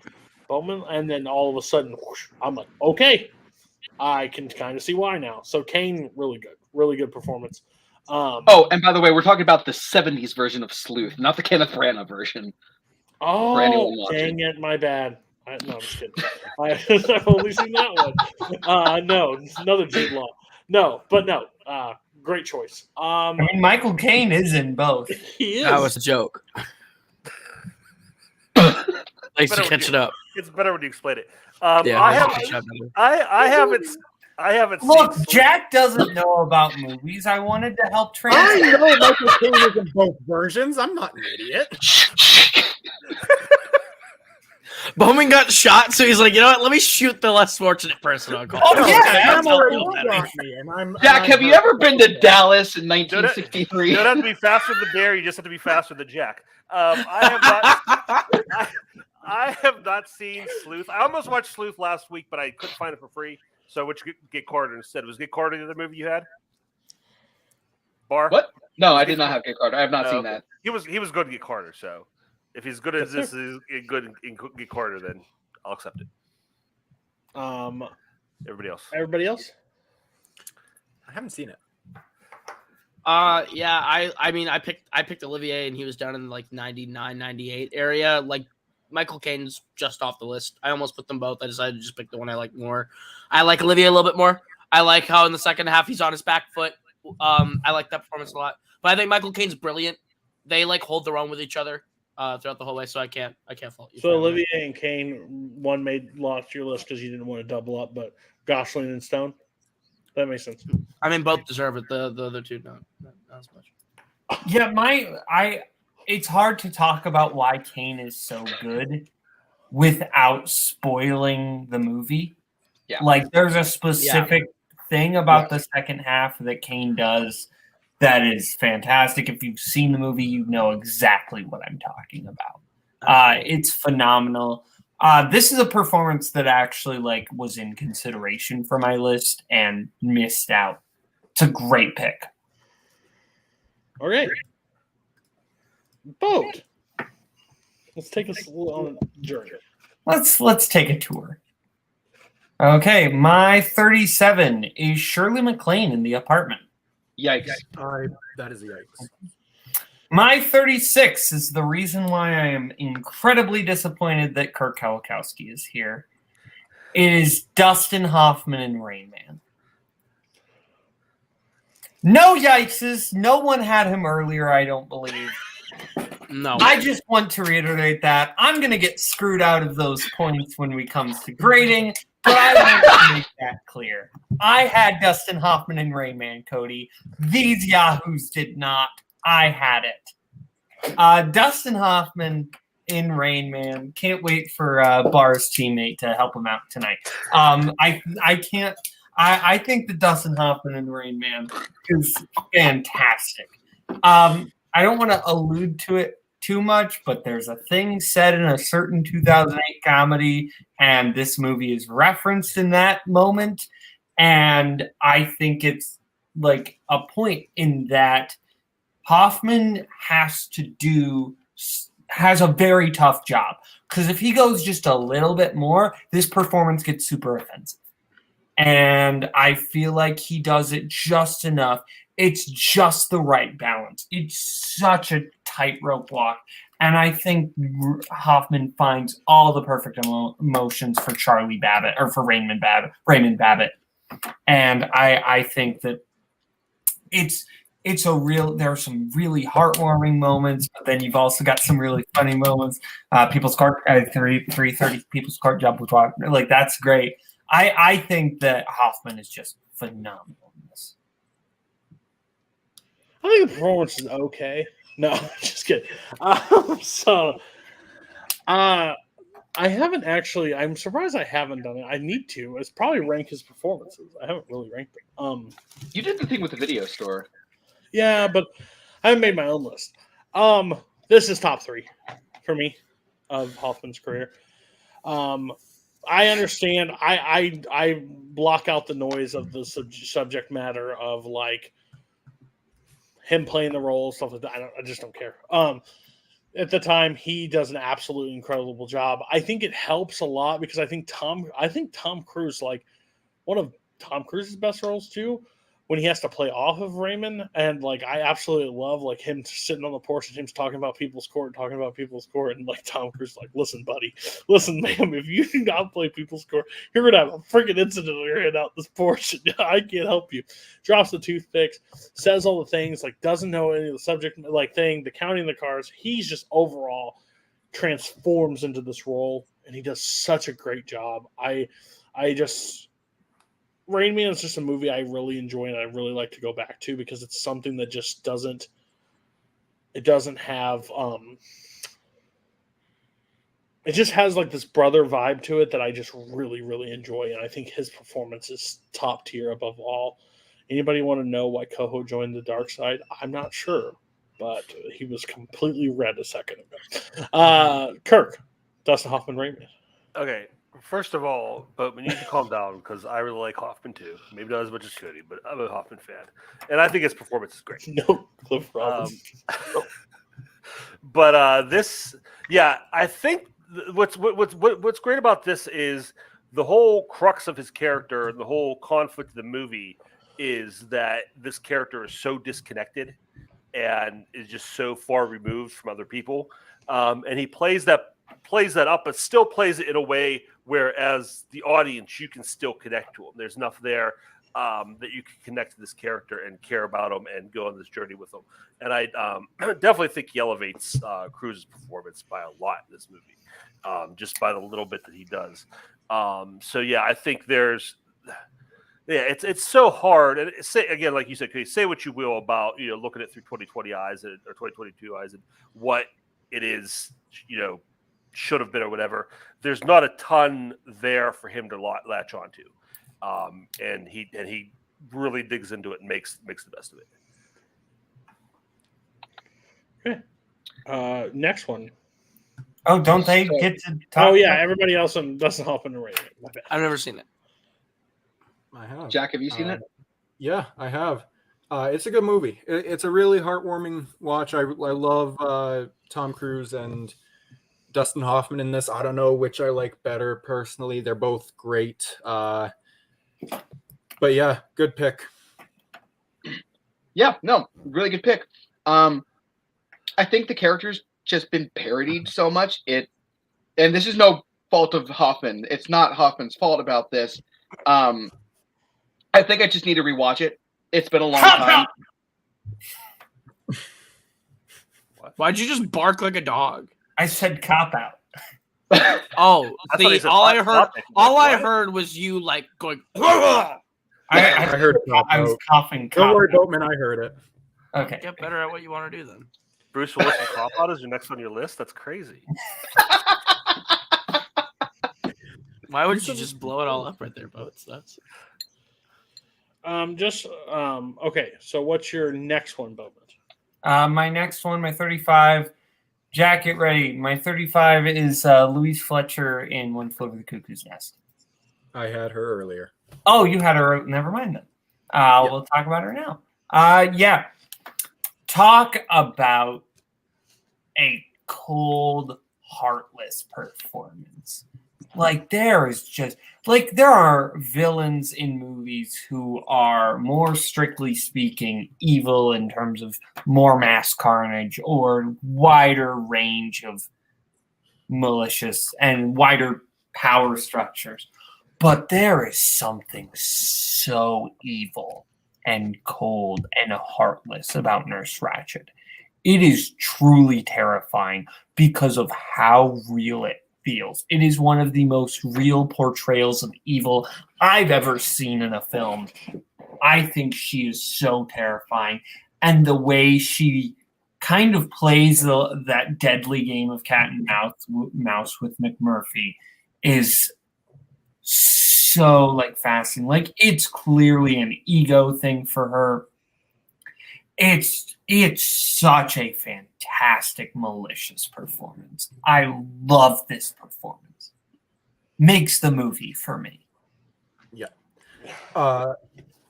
She was my number 50. Talk about a great, just a perfect villainous performance. And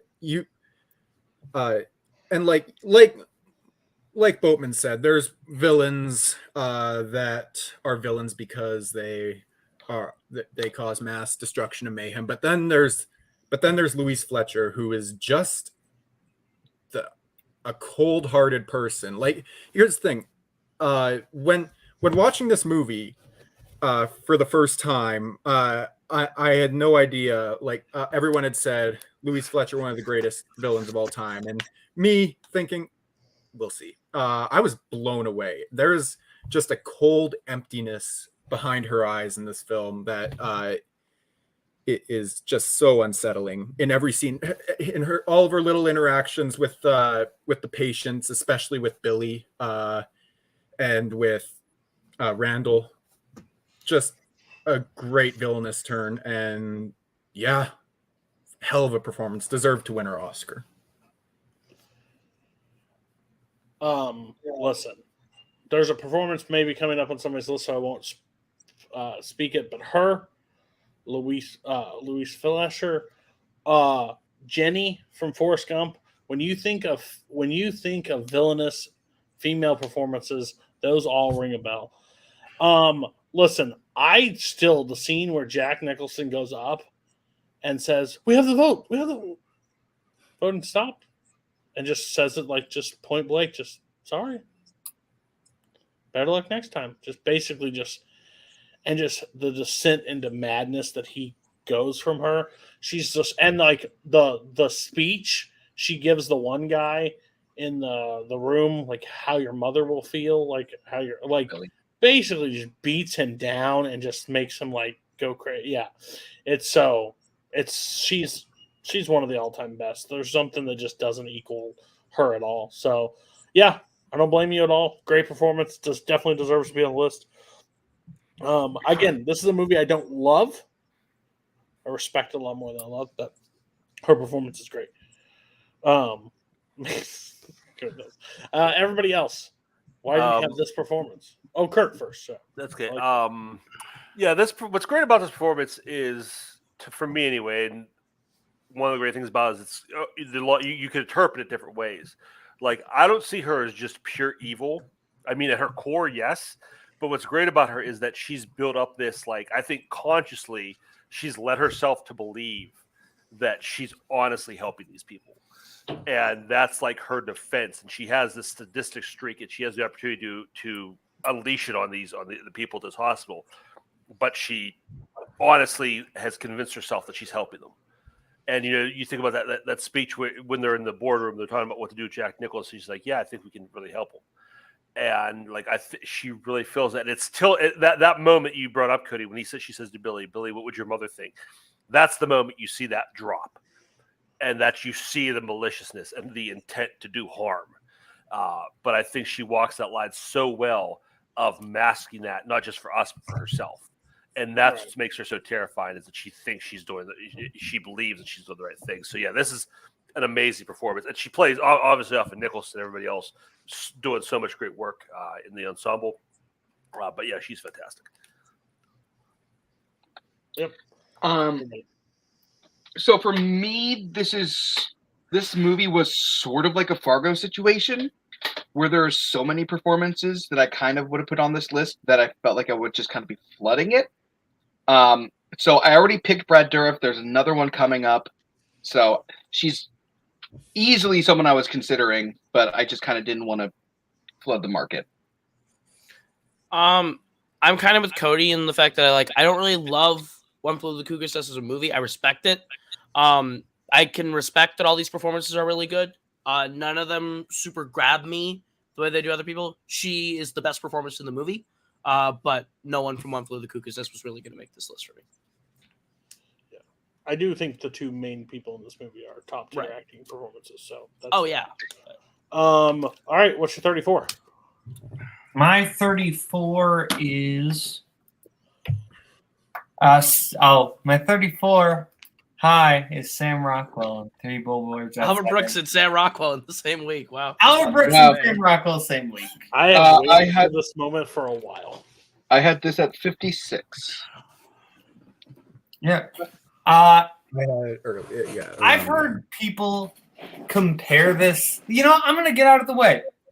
No, this isn't Wild Bill from the Green Mile. It's not the same performance. It's a different performance.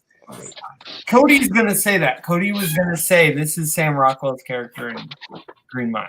Not what I was going to say, but that's fair. Oh, fair. That's what you told me on. No, you again misinformation.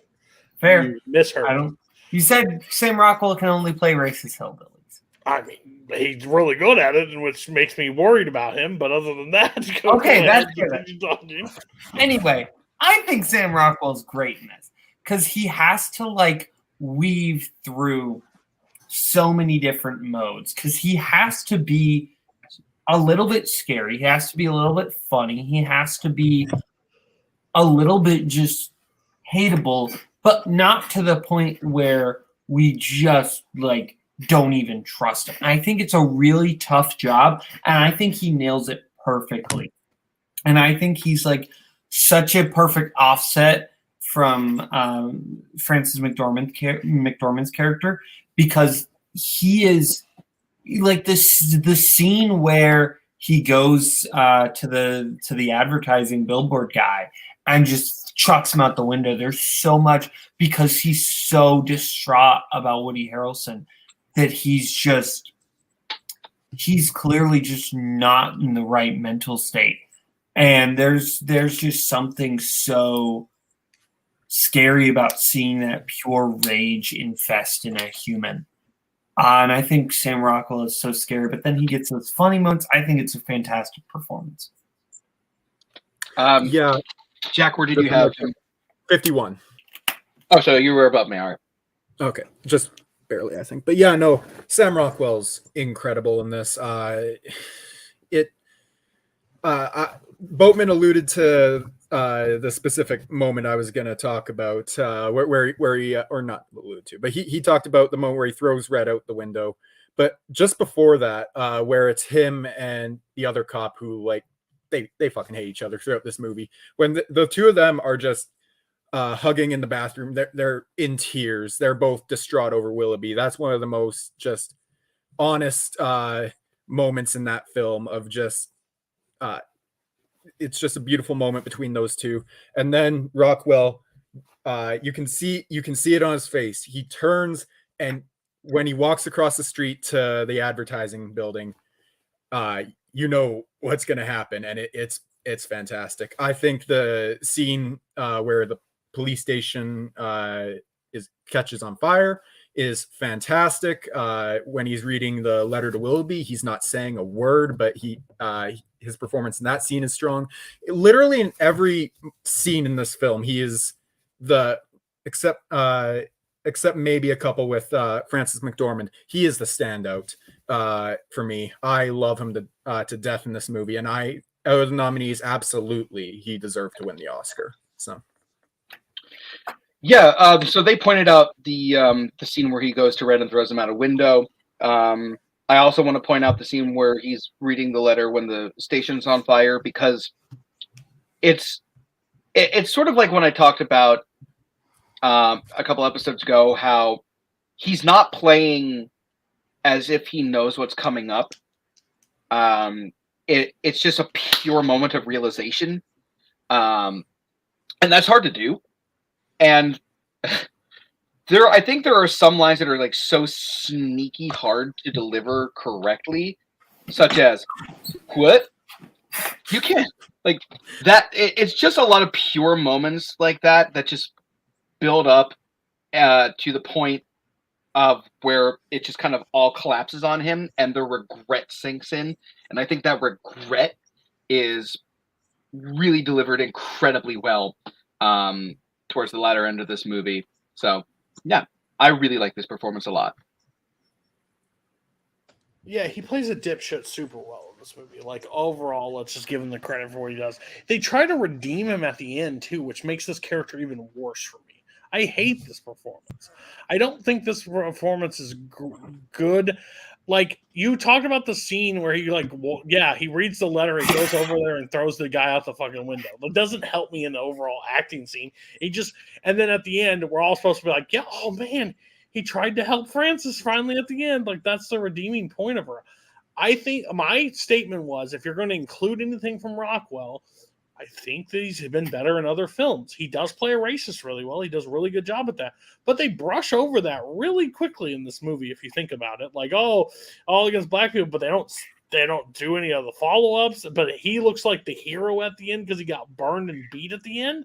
Like, that's no, he doesn't. We're going back to talking points. I don't know what show he thinks he's on, but this is not First Take, and you do not just get to talk whenever you want. This is my turn to talk. You had your counterpoints. You could have brought it all up. I think overall, you can bring him back. That's fine. He can join. This fucker keeps clicking it while I'm trying to do my job and put it back in. Stop touching my fucking controls, bitch. My take on it is Rockwell is like, like, good job. You won the Oscar for fumbling through things. Oh, Woody Harrelson is better in this movie overall. Like, that's the way better performance in this entire movie because he has to play both sides of it. He's misled, but the bumbling idiot outside the police force is trying to be the savior of the city at the very end. Like, no, like, yeah, he goes through stuff. He goes through Woody Harrelson's death, but that doesn't save you as a character and justify all your actions and make his performance groundbreaking in any way or shape or form. I live in Missouri, and I'm telling you right now, I've seen that cop numerous times in my life. He's a bumbling idiot, and that's his Oscar performance. And you're wanting to tell me that he deserved the Oscar? I'm sorry, there's a person nominated this year. His name is Willem Dafoe in The Florida Project, and he would like to have a conversation about that Oscar. Thank you. Definitely deserved the Oscar over him. But again, we give Rockwell because for some reason. Maybe because he was going to give a good speech. I don't know. Ridiculous to me. And Frances McDormand, miles better than Rockwell in this movie. He did give a good speech, though. Sure. Okay, Boatman. So did McConaughey for Dallas. This is true. McConaughey did give a good speech for Dallas Buyers, but he does not deserve it. Boatman. Oh, Sheep and Lover, too. This will make up for Dustin Hoffman because I actually don't hate this performance. I do think he's the third best in the movie, but I still think he's pretty good. I disagree with Cody. I think the ending is a little more ambiguous than what he's making it out to be. But I think this is the most acting that Rockwell has done because he plays a lot of characters that are. But even in Green Mile, I see a lot more of Rockwell in Green Mile than I do in this character. That's insanity. That's also disarming. I do think I like William Dafoe's performance better in Florida Project, but I'm glad Sam Rockwell has an Oscar. So it's the only one on this panel who doesn't have Sam Rockwell on his list. Willem Dafoe correctly on my list because he should have won. Sorry, I said this earlier. Willem Dafoe should have an Oscar for the Florida Project, and Sam Rockwell should have been nominated for and maybe even won for The Way, Way Back. I think he's better in The Way, Way Back than this. But I think that's the Rockwell that I like. I think that's Rockwell's best. You don't get a nod for The Way, Way Back. You gave me crap for it when I had it. I think that, but if I'm putting these two performances against, I would give him The Way, Way Back over this performance. I think this performance is not great. I think my biggest issue, all my big issues with Rockwell's performance have already been covered by everyone else already. I think he's solid. I don't think he should have the Oscar for it. I honestly am to the point where I think I like Richard Jenkins in The Shape of Water more in that class also. I think Jenkins does an incredible job in Shape of Water. The two guys, or Stuhlbarg from Call Me By Your Name, also better than him, but wasn't nominated because we didn't nominate Stuhlbarg for some reason for that movie. I just think Rockwell does not deserve his Oscar in that year at all. That's a very strong class of supporting performances, even if the Oscar class does not totally reflect it outside of Dafoe and Jenkins. But I think that's a brilliant year. You have people like Ray Romano and The Big Sick who are better than Sam Rockwell. That didn't get reflected either. But yeah, I'm just saying. Defoe should have an Oscar, and he was on my list. I had Emma Stone on my list, so I'm trying to save myself. That's not true. Sorry, I speak the truth, and you're a fucking moron who only jerks off to Sam Rockwell and Albert Brooks. Grow up and stop sucking it off a little bit, Boat. It's real. You like two actors. You like two actors in this life, and you're doing everything you can to go. Oh, he likes the Emma Stone performance because you know that you done fucked up, Aaron. It's real funny how Koho can sit up here and go, "Oh, Sam Rockwell's an overrated actor," when he's praised. I didn't say those words. Shut the fuck up, cowboy boy. Go be an watch around the next Creed movie because you clearly need your ears cleaned and you need a doctor to pay for you to get them cleaned because you fucking did not hear what I said. So get out of my face. Jack, go fucking get cam off before you say shit, buried boy. Yeah, but Miranda couldn't do anything if he tried. Sorry, he has more awards and more accolades than your bitch Sam Rockwell ever will. Jack, can we go to your next performances? I want to take back that Lin-Manuel Miranda thing because I know someone. I won't take back my Sam Rockwell thing. You lost all the back because there's somebody watching and they'll be mad. Can you hear me? Can you see me? Because when y'all started yelling at each other, I started cutting out. So well, and I need clarification on what Lin-Manuel Miranda performance were insulting or not insulting. He was insulting Hamilton. I was just trying to make Koho mad, to be honest. Okay. Well, you failed. Okay, Jack, tell us what. All right, am I coming through okay? Because yeah. Okay, cool. You're gonna wish you cut out. I really do wish that because my 37 is Hugh Jackman in Bad Education. Hold on. Don't talk yet. Don't talk yet. Do you think that smoking drugs is cool? Now you can talk. Now, something that came to my attention a couple nights ago. I apologize. I was not aware there was no theatrical release for this. I apologize, but nevertheless, I was going to be pissed. But nevertheless, Hugh Jackman is fan-fucking-tastic in this film. He plays just the perfect villain here because he's this person who genuinely does care for the welfare of this school district that he runs for the kids that are in it, but he's also a grade A asshole who has been embezzling hundreds of thousands, if not millions of dollars from the district. And his performance his performance in that final scene where between him and I can't remember her name in the film, but the student who's running who's writing the story for the school newspaper. That scene between the two of them where Hugh Jackman says, basically says, "Look, I know, but if you write this could do a lot of damage to everything we've worked for in this place." And that final shot of him is just absolutely perfect. Of him in the prison. It's hard to explain, but him on stage with the #1 banner behind him. Perfect final shot for this film. Great performance, and yeah, I love the hell out of him in this film. One of his better performances, absolutely.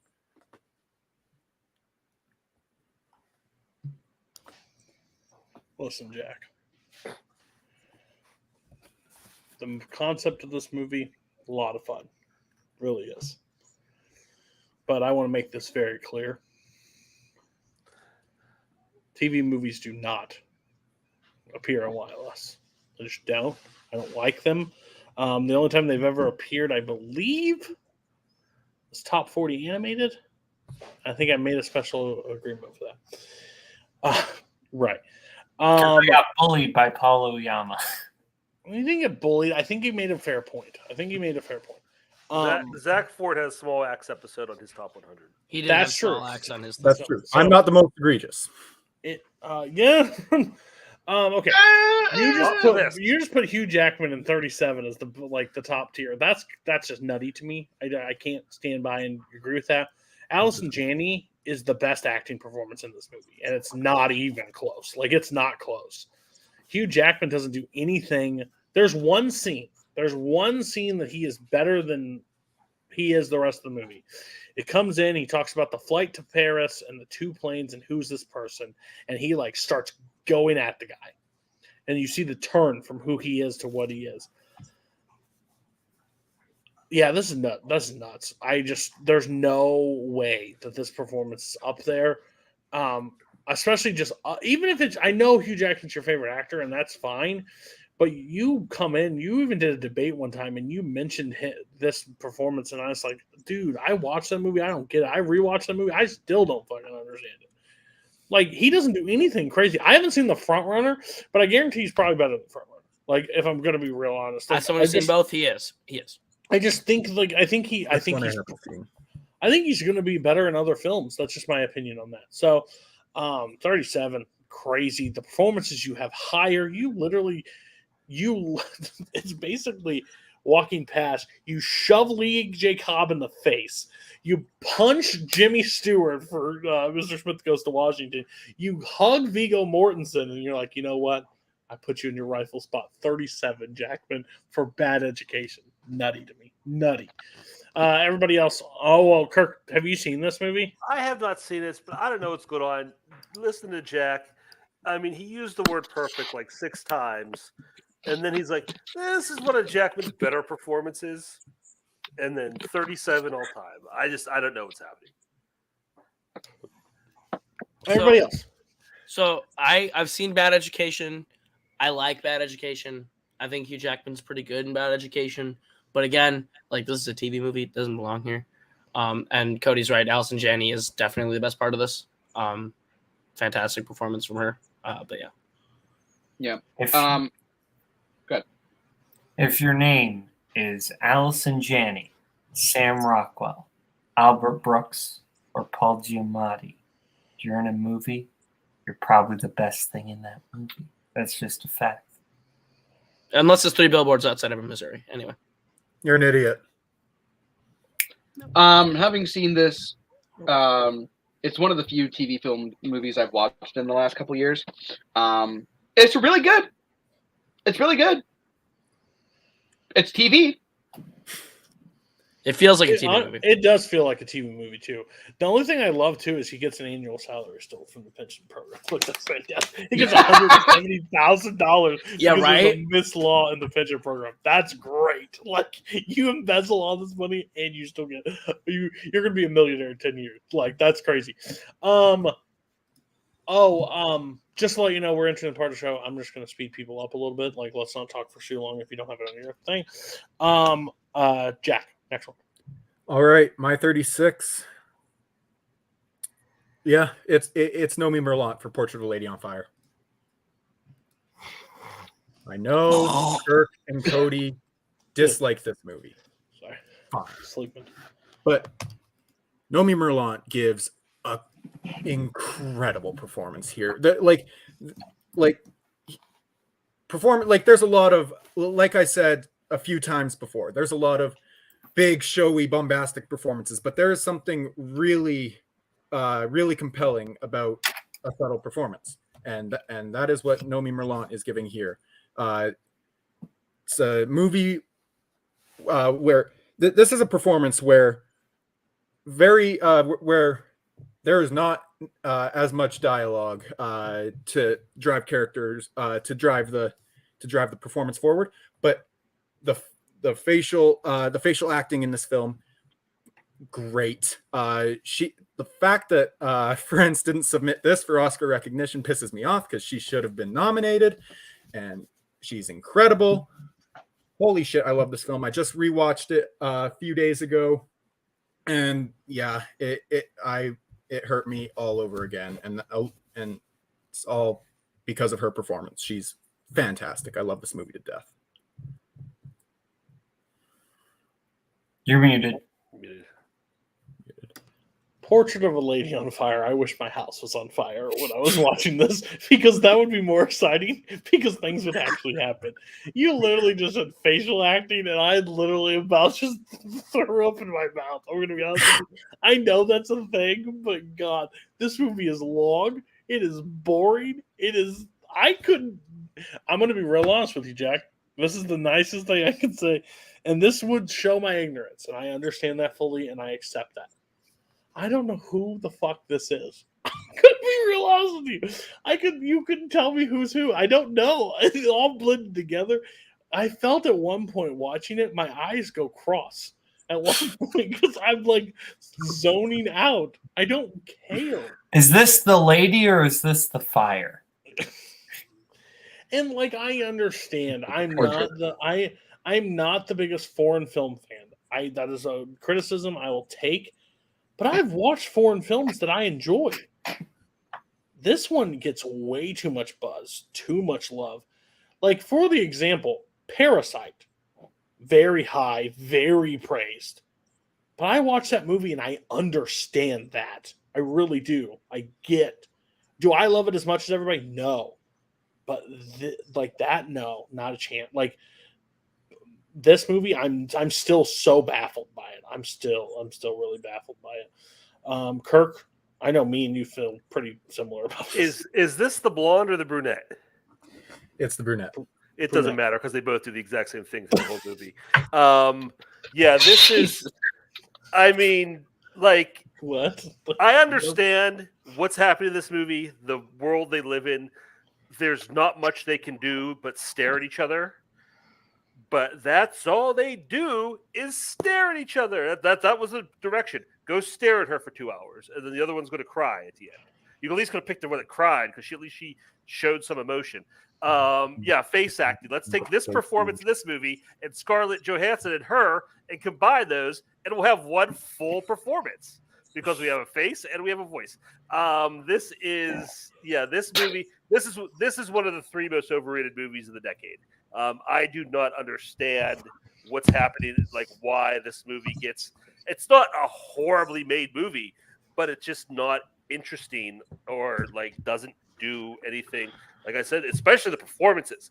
If you want to say some things about the like other parts of this movie, you want to talk about cinematography or score or something.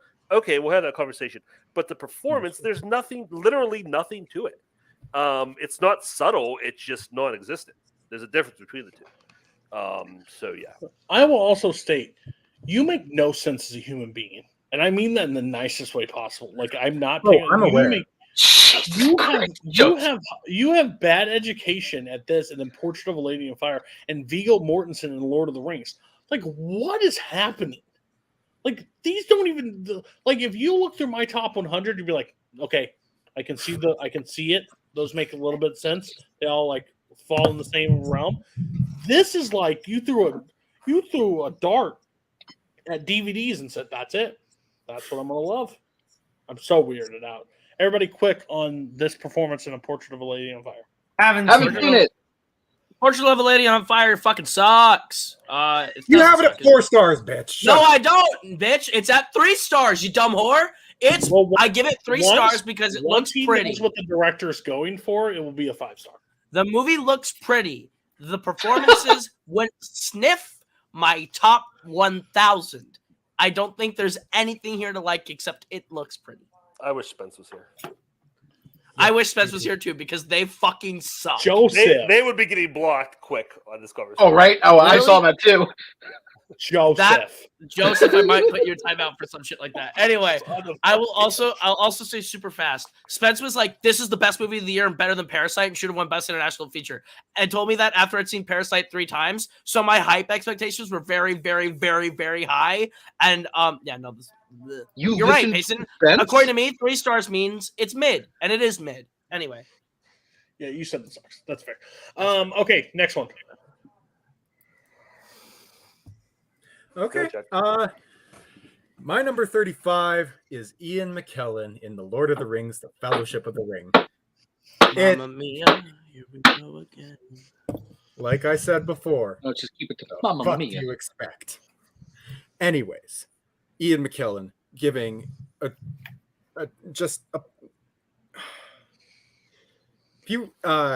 is Gandalf to a T.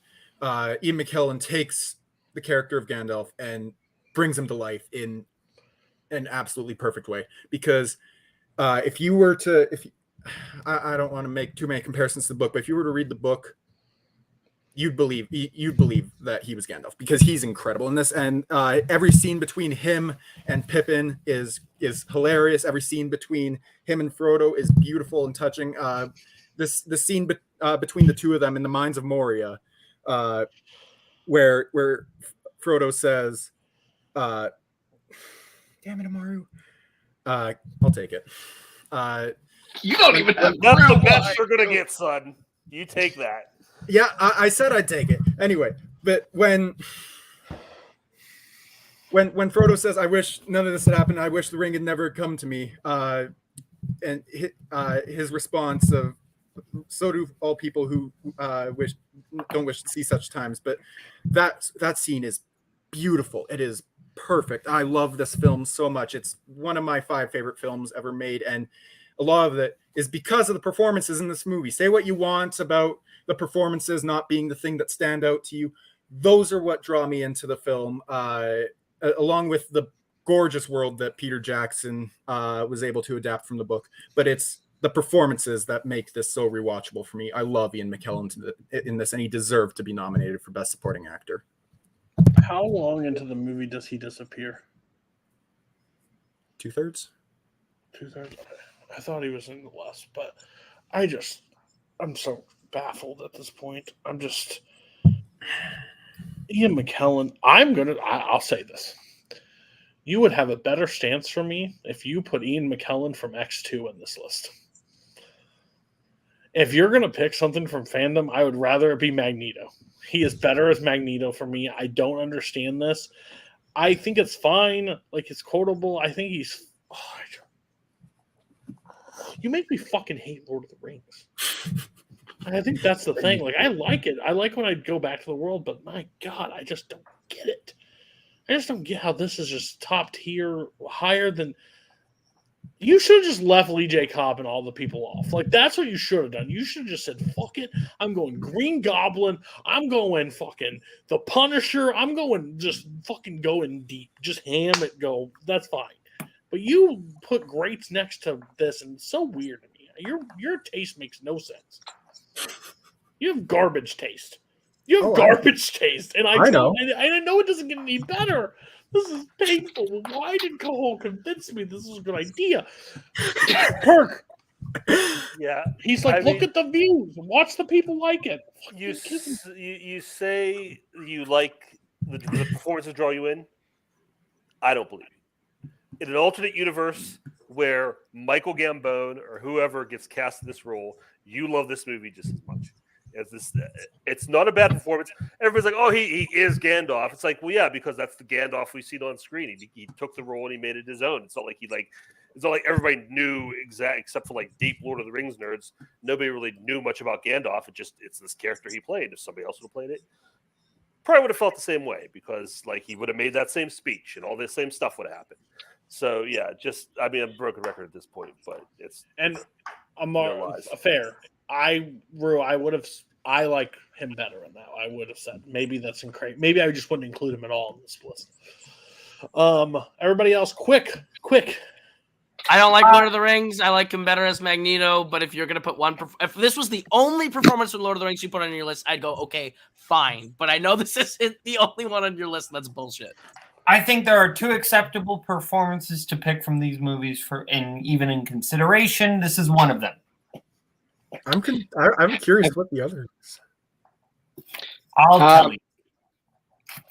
Have you ever seen him talking about playing this character on the show Extras? That's a top 100 performance. McKellen. Action, wizard! You shall not pass. Cut, McKellen. I don't know what just happened, but I'm interested. All right, what's your next one, Jack? All right. You tired of Lord of the Rings yet? Oh, God. Don't worry, it's the last one for this week. And it's this week! Son of a bitch. There's your mocap, buddy. There's your mocap. What did I say at the top of the show? What did I say specifically? Yeah, and you know what? I was cheering inside when you said that because I knew this was coming up. And you know why? Because it's fucking great. Andy Serkis is great as Gollum and Smeagol. That dual performance between the two, incredible. There is no better scene for Gollum than when Smeagol and Gollum are I'm okay. Then when Smeagol and Gollum are arguing back and forth, those moments are so much fun to watch. But it's that Gollum is one of the biggest, one of the just what is the word I'm looking for? Shit. Andy Serkis gives a hell of a performance. He throws himself into this role. I'm losing words here. Fuck me. Cody, take over because I'm losing words. But I fucking love him in this. He's great. I don't know about motion capture and whatnot, but this is one of the best performances from that year. So I fucking love it. No, hell no. Stop it. Okay. Like, honestly, I think the worst thing about this performance is it got a bunch of nerds to say, my precious at people. It's fucking weird. I'm going to be honest with you. I'm a little creeped out. It's happened more than one time. I can guarantee you that. Yeah, no, not a chance. No. There's a conversation of like mocap and what does that mean and who can you play. I'm still in the line that if you're acting in a movie, I'd put you higher, in my opinion, at this point. I'm not saying you should discredit, but you have this at 34. That's criminal. You should be locked away. To be honest with you, Kirk. Yeah, Jack, you said you don't know much about mocap. I don't know either, but I'll tell you what I do know is somebody puts a bunch of dots on their face. They run around and put on a voice or whatever, and then you get like 50 engineers come in and manipulate that performance. So there's a lot of layers on top of what that is. So to say someone doing that is the 34th best performance in the last 120 years of movies is the most insane thing I've ever heard. Is Serkis good in this? Is he entertaining? Yes. Is the voice a good voice? Yes. But it is crazy to say that this is better than so much you've had on anything. It's crazy to have this on a top 100, especially this high. That scene you're talking about where Smeagol are going back and forth, it's a cartoon. You're not looking at anything real in that movie. You can't see anything he's doing. He doesn't have a human face. There's no connection there. It's a voice and some physicality. We don't know how much is his and how much is manipulated. There's some physicality there, but it's not enough of him to even consider putting on this list. I mean, you love Lord of the Rings, love the character. I love the character too. He's a fun character, fun to watch, but it's not a great performance worthy of something like this. You're awarded no points, and may God have mercy on your soul. Simple no would have sufficed. Okay, everybody quick on Andy Serkis. I didn't think I would need this for a second week. I'm over it, Jack. I'm tired.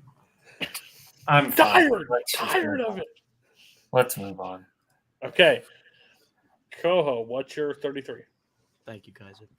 My 33 is Bradley Cooper in A Star Is Born. I've come around to this is who I now think should have won Best Actor in 2018.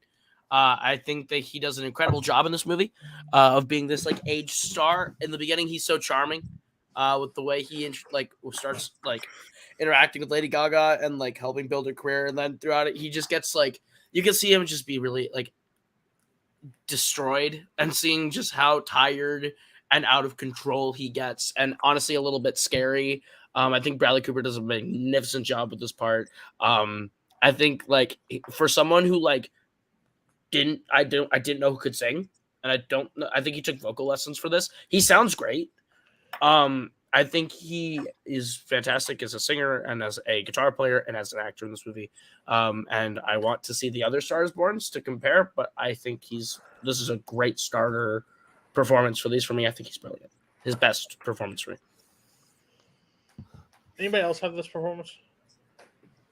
I don't think so. I'll just be cute. I think he's the best performance in this movie. I like his songs. His first song that he sings at the beginning of the film. Is it Black Eyes? Mm-hmm. Okay. I didn't know that was the title of it. I thought it was something else. But either way, I absolutely just think he's stand out in there. He's like my second favorite performance in the movie. I'd probably put Andrew Dice Clay a little bit higher. I just still love that he's in this movie. Like that's my favorite part. Yeah, he does something. This movie, like at first when I didn't like it, I know that Michael is like, Michael There he hates is. this movie. Like Michael hates this movie. I remember when this review came out. It's one of my most read reviews ever because I just kept looking at it. I've never looked at it. I'm gonna go look at it. Yeah, You've never. Oh, go! You're missing out. I've never seen this review, so I'm gonna go look. Dude, it's great. It's overall great. Yeah, good choice. 33 is high. I would not put a 33 at all. Like you can see your biases out there a little bit of like Yeah, your that's all right. 21st centuries. It's a little high. Everybody else, or Kirk, how do you feel about this performance? I think it's good. I don't know if I like him better than Lady Gaga or not. I think a lot of what we feel for him is reliant on her and their chemistry together and the relationship. So I think without her, I think you lose a lot of what he's doing there, for better or worse. I think 33 is high, but it's a good performance. I mean, okay, out of the nominees, sure, yeah, he should have won. But for all movies in 2018, there's a movie called Blind Spotting that's got a lead performance from Daveed Diggs. Definitely better. He's great, not better than Cooper. Wow. I have Daveed on this list too. I like Cooper in this, but I would say it's like a little high. Like if you put this on a shelf, Koho wouldn't be able to reach it. This is truly a great performance, but Koho called me out 2 weeks ago about Oscar Isaac playing guitar.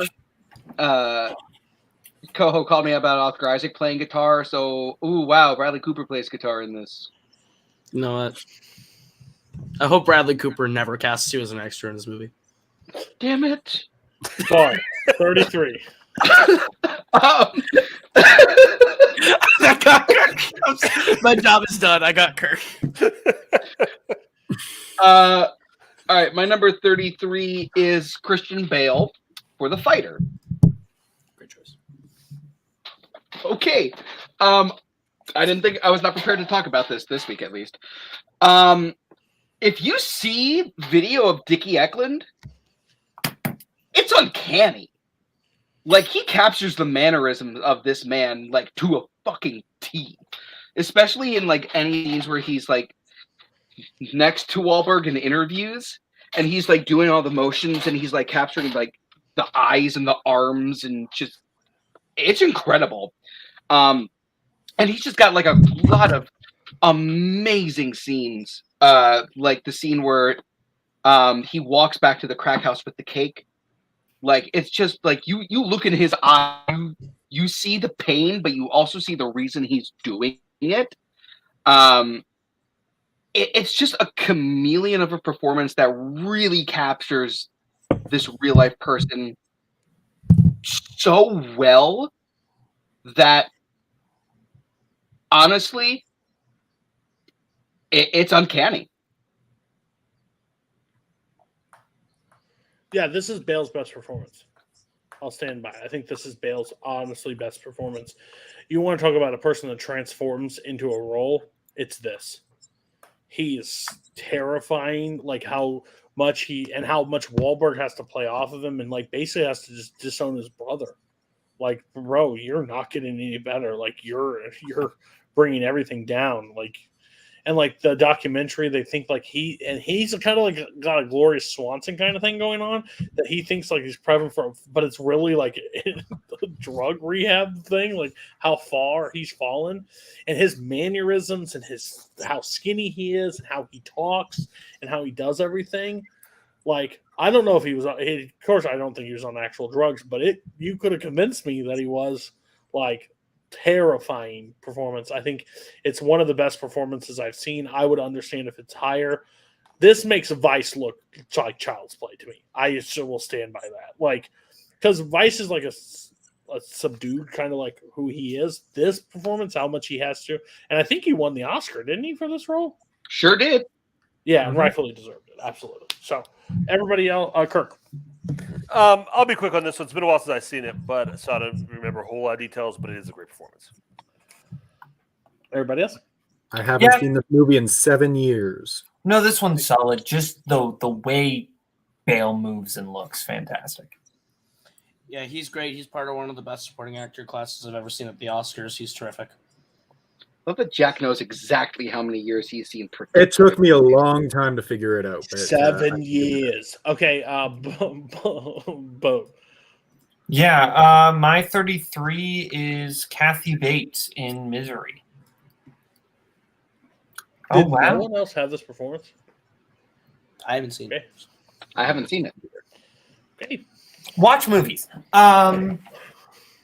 Yeah, I think that 46 movies that I would count ridiculous amount of times since he's got Letterboxd and he hasn't watched some great movies. It's crazy. You've seen The Batman 3 times. 5 times. You've seen Batman 5 times. Yes. You've seen Jesus Christ Superstar 7. Hamilton 19. You know how many movies you could have watched in that time frame? Sure, but I got a lot of joy from the amount of viewings. And those are not even on 2 times speed. Ridiculous. But yeah, Kathy Bates is terrifying in this. Annie is one of the just most terrifying villains ever. And I think she's more terrifying less in her giant Ellie screaming moments. She's more terrifying in like the moments where she isn't crazy because you just know she could snap at any moment.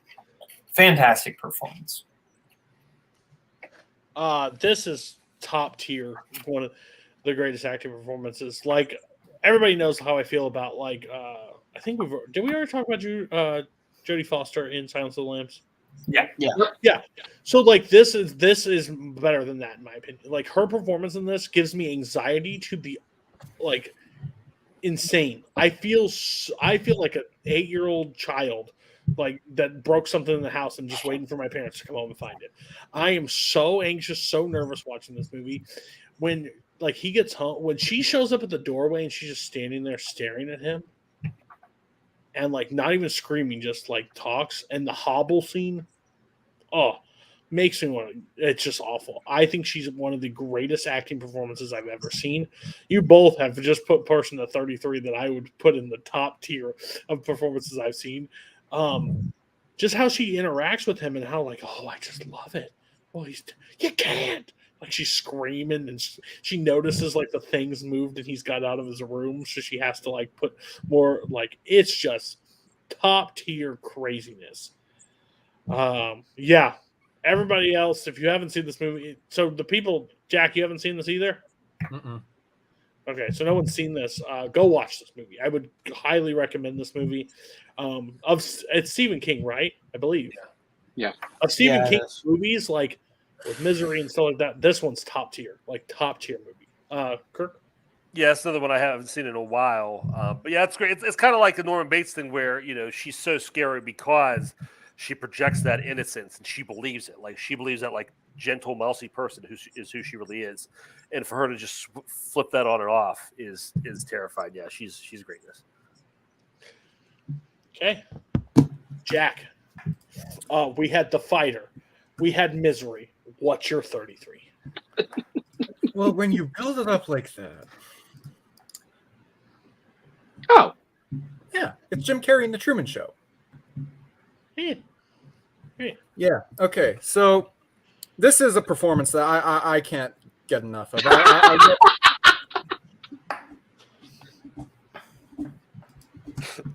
That's number 15 on his list. Cam, I will kill you. Cam's I know where you live. I will kill you. Anyway, Jim Carrey in The Truman Show is fantastic because here's the thing with him. He's been presented he's been told he's been lied to his entire life by the people that are supposed to be closest to him, by people he believes are his mom, his dad, his best friend, his wife, and when he starts to see the cracks in the facade of everything that's happening around him, it's brilliant his performance is absolutely brilliant.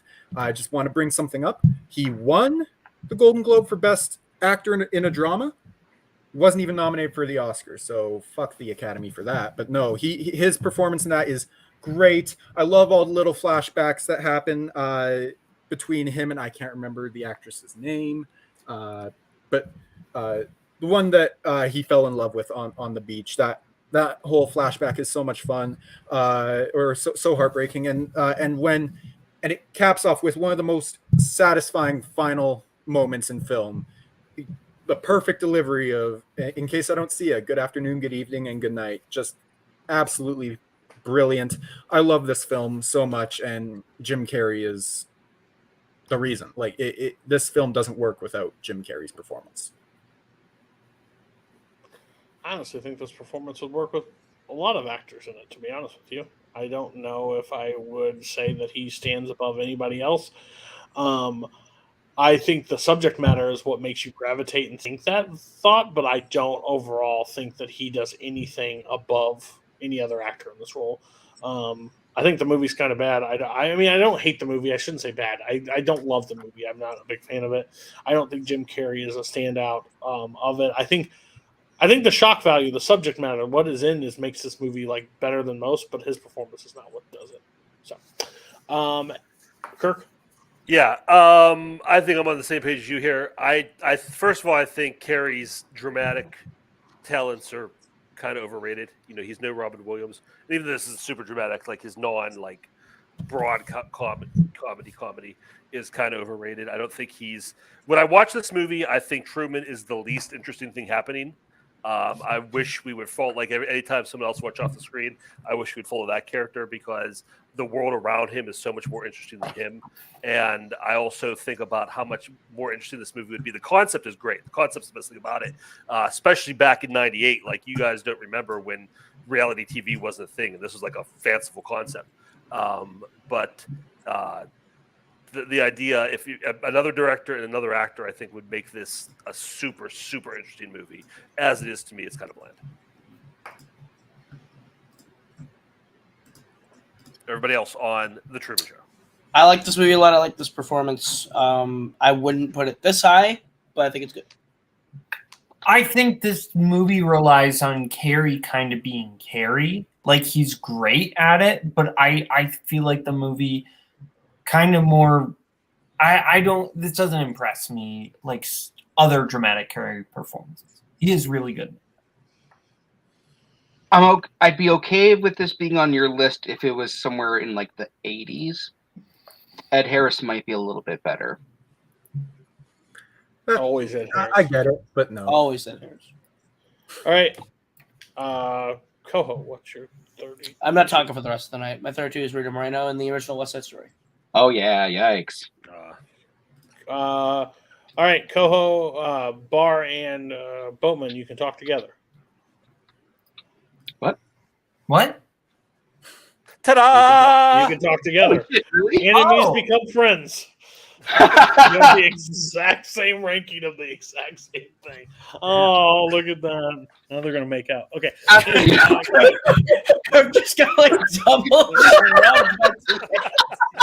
They're the handshake, and Kirk's just like, get away from me. You get like pickled. It's weird. Okay, whoever wants to talk first. Go ahead. Would you like to go first, or would you like me to go first? You have the spot, so you can. Okay.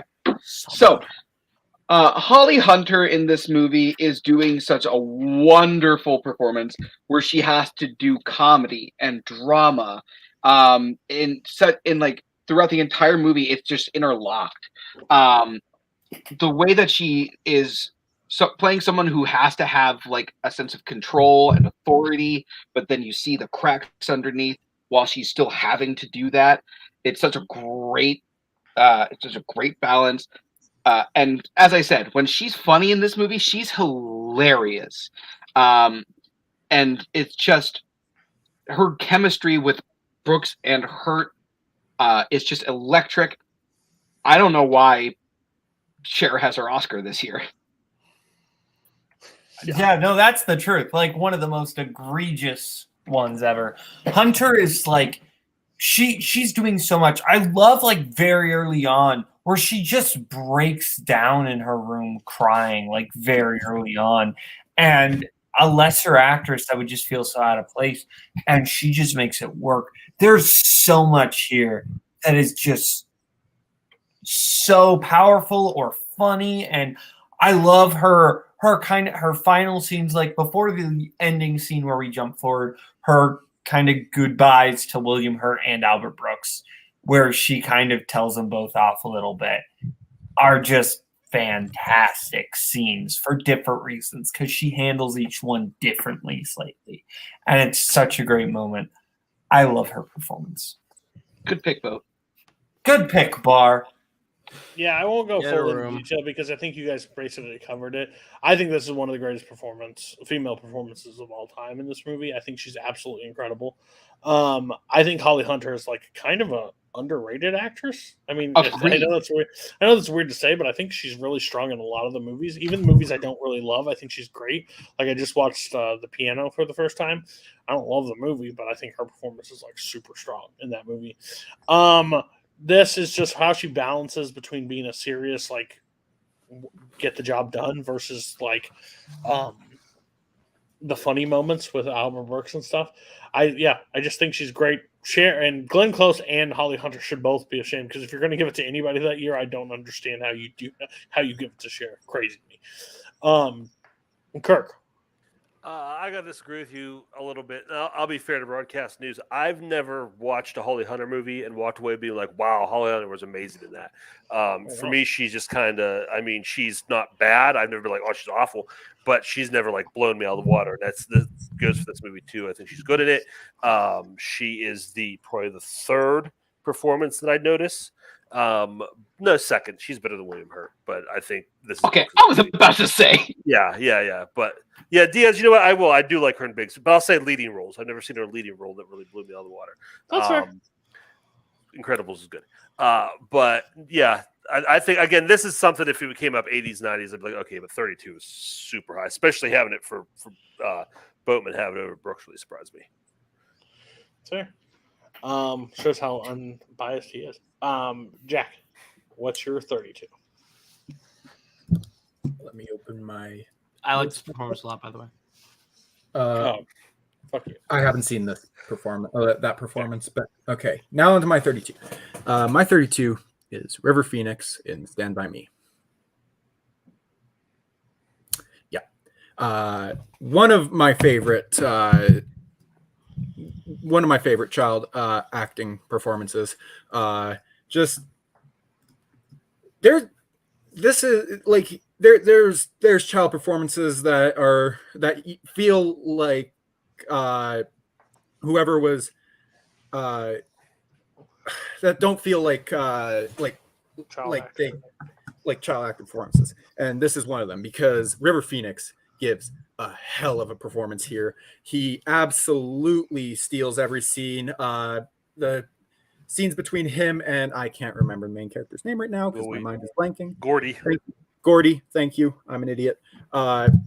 Each of those scenes are great. The scene where they're sitting around the fire when and he's talking and him and Gordy's conversation, that whole scene is beautiful. The final moments of this film between Gordy, River Phoenix, and and Kiefer Sutherland and his dipshit friends. That whole scene's great. And River Phoenix he gives a beautiful tortured performance for someone at such a young age. Like it's great. I love this film, and the reason I love it so much is because of River Phoenix. I think he's the best part of this film. Can't get on board with this at all at this performance. I don't think the performance is bad, but Stand By Me is the group of kids. They're together. Like, I don't know where one stands higher than the other. I don't know where the other one would go. So I can't be on board with that. I would put I couldn't put it this high even if I wanted to break one apart. I'd probably put the guy that lard ass that pukes at the end over like anything of the kids because I think they're so crucial. All right. Go ahead, Kirk. Cameron.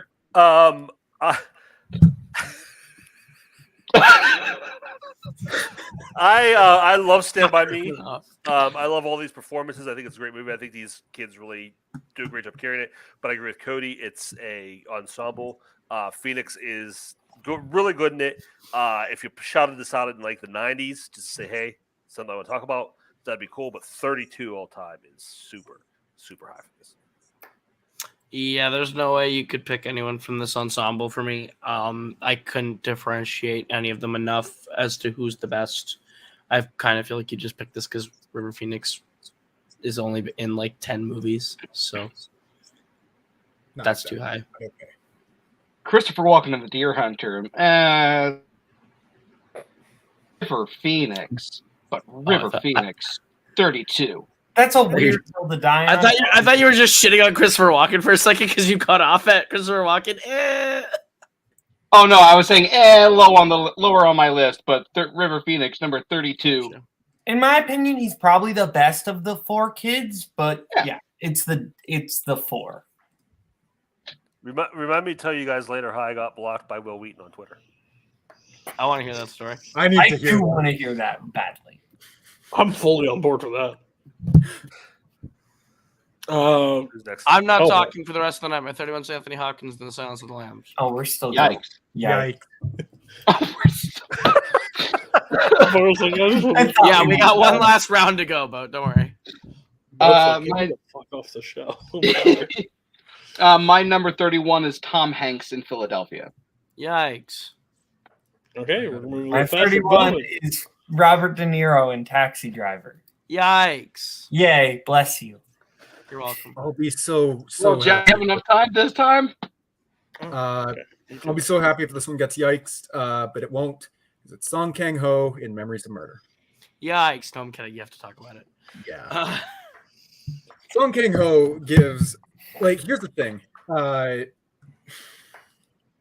He does this, like, it came down to him in this versus him in Parasite, because honestly, I could have picked either performance for this spot, but I had to pick him in this because he gives just a brilliant performance.